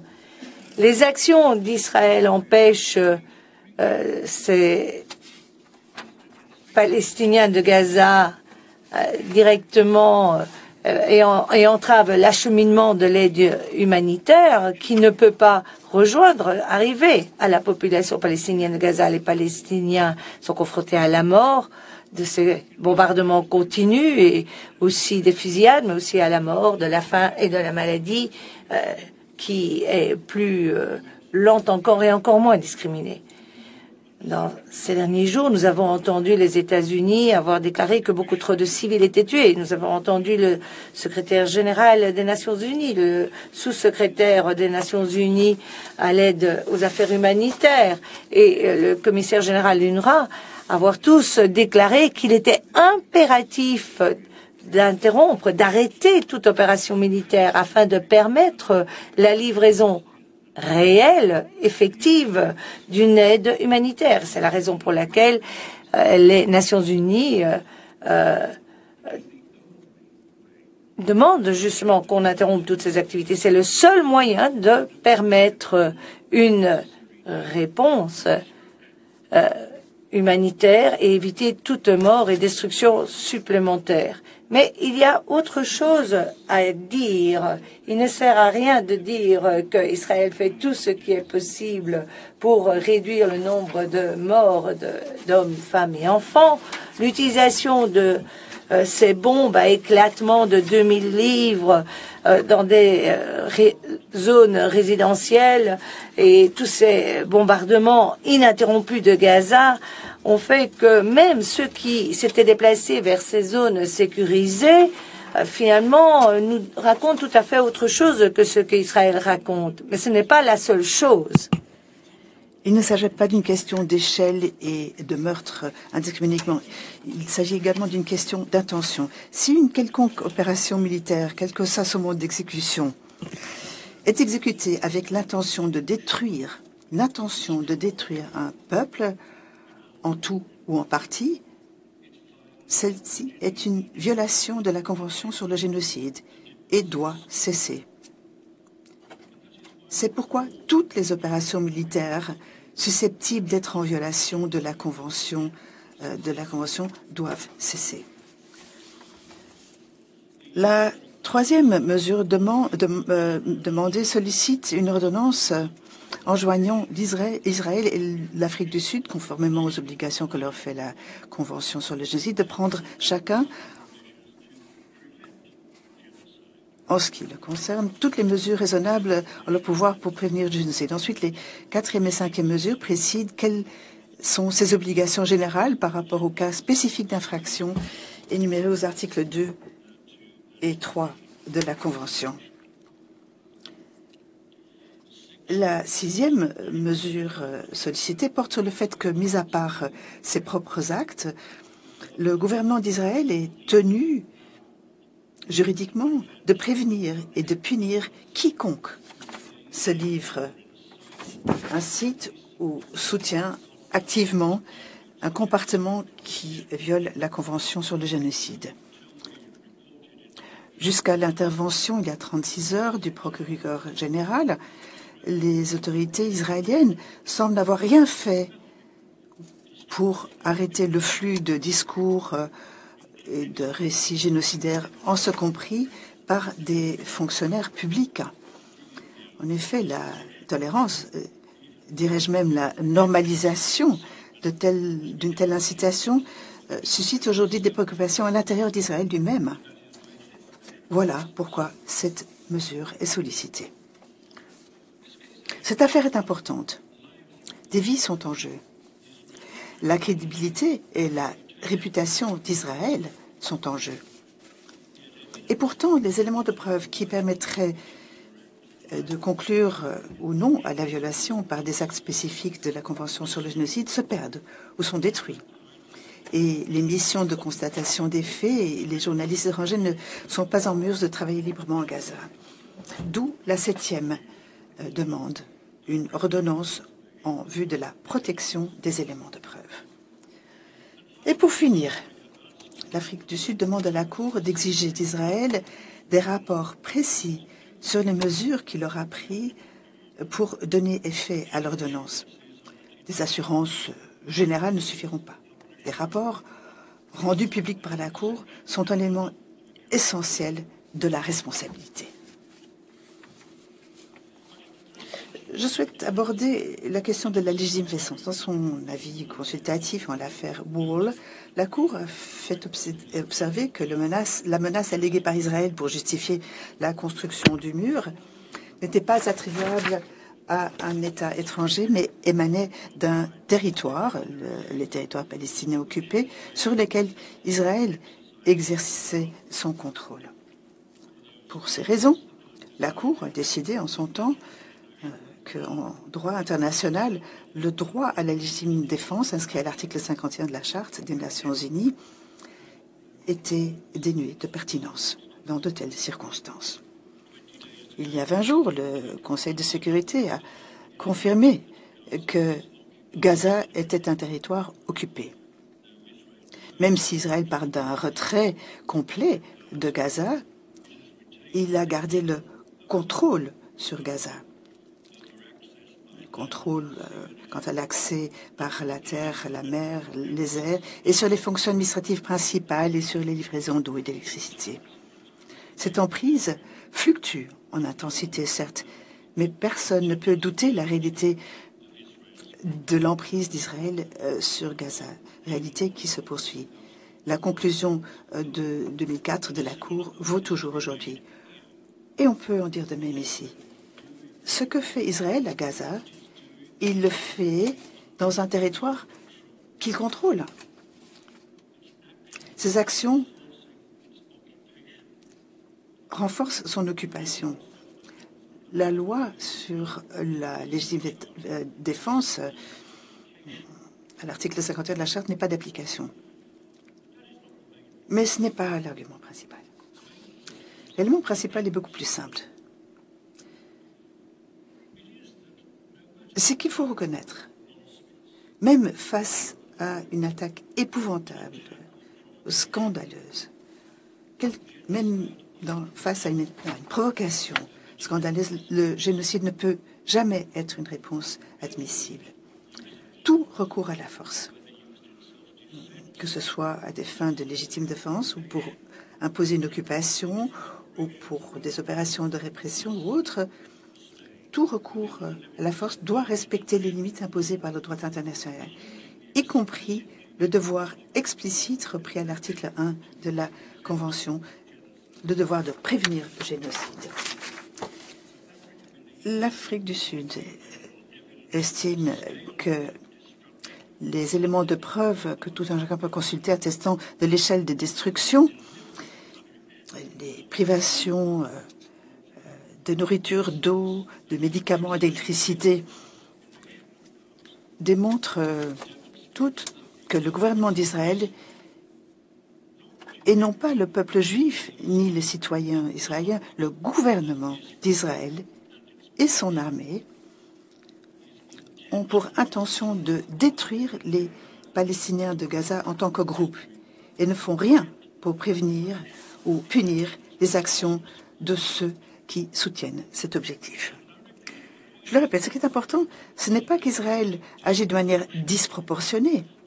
Ce qu'il faut retenir, c'est que l'interdiction du génocide est une règle de droit absolue, péremptoire. Rien ne peut jamais justifier un génocide. quoi qu'aient fait certains individus au sein du groupe des Palestiniens de Gaza, et quelle que soit l'ampleur de la menace qu'ils posent sur les citoyens d'Israël, des attaques génocidaires sur Gaza dans son ensemble et toute sa population dans l'intention de les détruire ne sauraient être justifiées. Et d'ailleurs, aucune exception ne saurait être faite dans l'organisation d'indication de mesures conservatoires permettant à un État de se livrer à des actions qui sont susceptibles de violer ses obligations au titre de la Convention sur le génocide. Il est impensable qu'un tribunal permette une telle exception. Voilà ce qu'il faut retenir. Le génocide ne peut jamais être justifié, quelles que soient les circonstances. Les actions de l'Israël seront utilisées de manière très méthodique et précise au stade du fond, quand la Cour voudra entendre ce qu'Israël a à dire pour se défendre. Mais ce qui compte aujourd'hui, c'est que les éléments de preuve montrent que les actions d'Israël ont violé ses obligations au titre de la Convention sur le génocide, qu'elle continue de les violer et qu'Israël a déclaré qu'elle a l'intention de poursuivre dans ce sens. Israël peut affirmer qu'elle va se confirmer à toutes ses obligations lui incombant au titre de la Convention sur le génocide et que des ordonnances de la Cour sont tout à fait inutiles. Mais dans des affaires antérieures, la Cour a estimé que de telles déclarations unilatérales n'éliminent pas le risque d'un préjudice irréparable et ne rendent pas superflue une ordonnance de la Cour. Dans cette affaire, une raison pour douter de l'efficacité d'un tel engagement unilatéral est l'incapacité apparente d'Israël de comprendre qu'il a mal agi en réduisant en poussière Gaza et son peuple. Une autre raison est que tout écart par rapport ou toute réinterprétation d'un engagement unilatéral de la part d'Israël pourrait avoir des conséquences tellement épouvantables qu'il ne faudrait tout simplement pas prendre ce risque. Mais il y a même une troisième raison.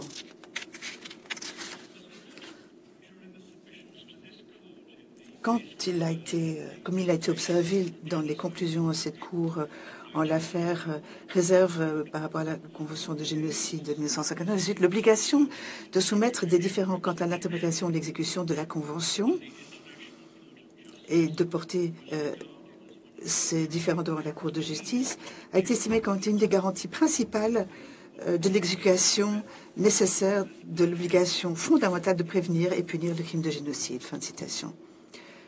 Le rôle de la Cour, qui, et c'est inhabituel, concerne non seulement l'interprétation, mais également l'application et l'exécution de la Convention, son exécution est tout à fait essentielle. En plus de leurs obligations substantielles, leur incombant au titre de la Convention, il est essentiel que les États respectent la Cour et leurs obligations procédurales. Aujourd'hui, la Cour ne saurait rester silencieuse.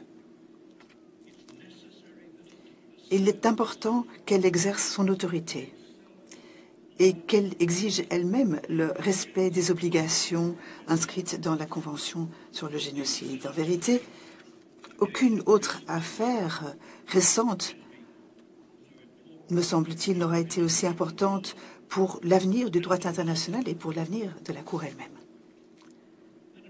Madame la Présidente, Mesdames et Messieurs les juges, ceci conclut mon exposé. Je vous remercie de votre attention. Et puis-je vous demander, Madame la Présidente, de donner la parole à l'agent de l'Afrique du Sud qui lira. Je remercie le professeur Lowe et je donne maintenant la parole à l'ambassadeur, à l'agent de l'Afrique du Sud, Monsieur Madonsela. Madame la Présidente, c'est une fois de plus un honneur que de donner lecture des mesures conservatoires que l'Afrique du Sud prie la Cour d'indiquer. Vous avez entendu exposer les raisons justifiant l'indication des mesures conservatoires demandées. En résumé, l'indication de mesures conservatoires est, nous en convenons, sans préjudice de la décision au fond sur la demande sous-jacente. Néanmoins, à ce stade, les éléments de preuve produits attestent que de graves violences et des actes de génocide sont commis contre des Palestiniens à Gaza en contravention flagrante de la Convention contre le génocide et en violation de leurs droits. L'Afrique du Sud s'est présentée devant la Cour dans le but de prévenir le génocide en exécution de l'obligation qui lui incombe en droit international, comme à tous les autres États au titre de la Convention. S'abstenir d'indiquer des mesures conservatoires claires et spécifiques et précises ou d'intervenir d'une quelconque façon alors qu'Israël fait devant nos yeux litière des obligations internationales qui lui incombent aurait à vrai dire des conséquences extrêmement graves pour les Palestiniens à Gaza qui restent exposés à un risque réel de nouveaux actes de génocide, pour l'intégrité de la Convention, pour les droits de l'Afrique du Sud et pour la réputation de la Cour de Céan. Cour qui a les moyens et doit exercer son pouvoir de donner effet aux droits que garantit la Convention. Cela implique, selon nous, de prescrire les mesures conservatoires demandées par l'Afrique du Sud, ainsi que tout autre que la Cour pourrait en sus juger approprié. La justice et le respect dû en toute égalité aux droits des Palestiniens militent de manière indubitable en faveur de l'indication de ces mesures conservatoires indispensables. Madame la Présidente, je vais maintenant donner lecture des mesures dont l'Afrique du Sud demande l'indication.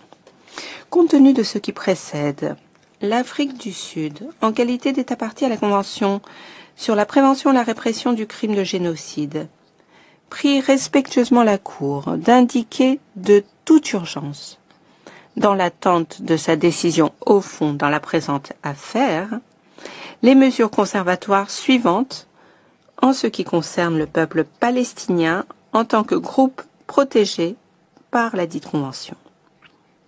Ces mesures sont directement liées aux droits qui constituent l'objet du différend opposant l'Afrique du Sud et Israël.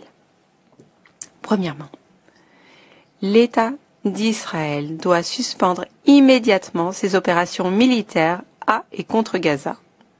Deuxièmement, l'État d'Israël doit veiller à ce qu'aucune unité militaire ou unité armée irrégulière qui agirait sous sa direction, avec son appui ou sous son influence, ainsi qu'aucune organisation ou personne qui se trouverait sous son contrôle, sa direction ou son influence, n'entreprenne une quelconque action visant à poursuivre les opérations militaires mentionnées au point 1 ci-dessus. Troisièmement, la République sud-africaine et l'État d'Israël doivent, conformément aux obligations que leur fait la Convention sur la prévention et la répression du crime de génocide, prendre chacun, en ce qui concerne le peuple palestinien, toutes les mesures raisonnables en leur pouvoir pour prévenir le génocide. Quatrièmement, l'État d'Israël doit, conformément aux obligations que lui fait la Convention sur la prévention et la répression du crime de génocide, en ce qui concerne le peuple palestinien en tant que groupe protégé par la dite Convention, s'abstenir de commettre l'un quelconque des actes visés à l'article 2 de la Convention, en particulier A. Le meurtre de membres du groupe. B. Les atteintes graves à l'intégrité physique ou mentale de membres du groupe. C. La soumission intentionnelle du groupe à des conditions d'existence devant entraîner sa destruction physique totale ou partielle. Et D.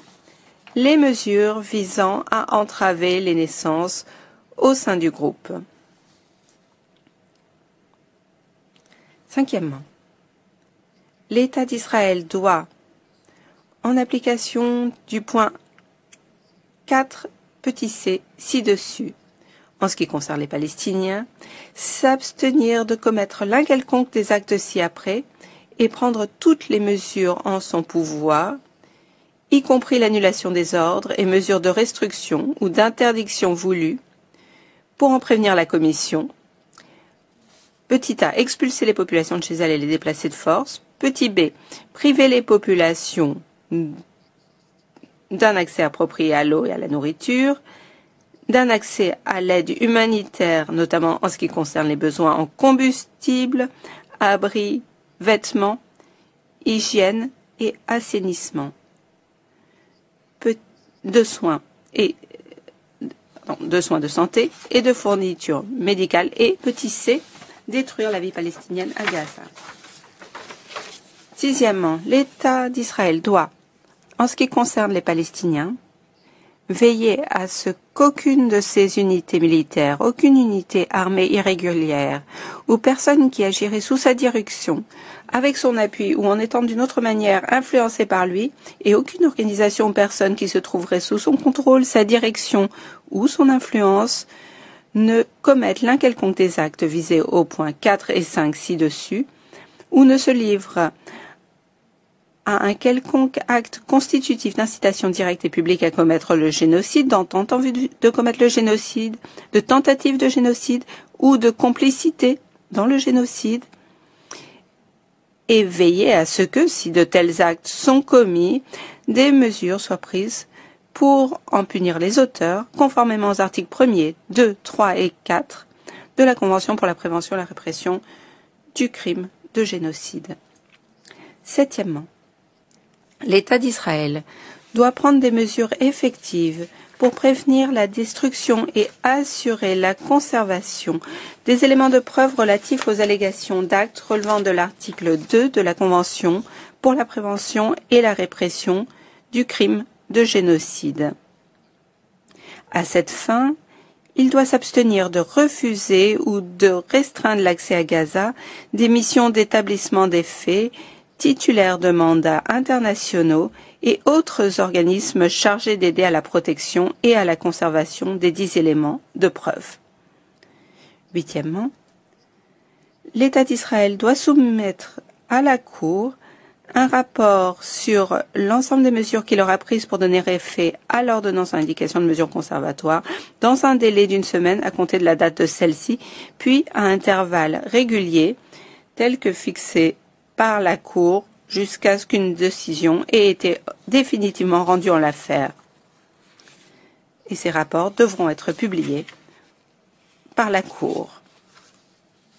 Neuvièmement, l'État d'Israël doit s'abstenir de commettre et faire en sorte de prévenir tout acte susceptible d'aggraver ou d'étendre le différend porté devant la Cour ou d'en rendre le règlement plus difficile.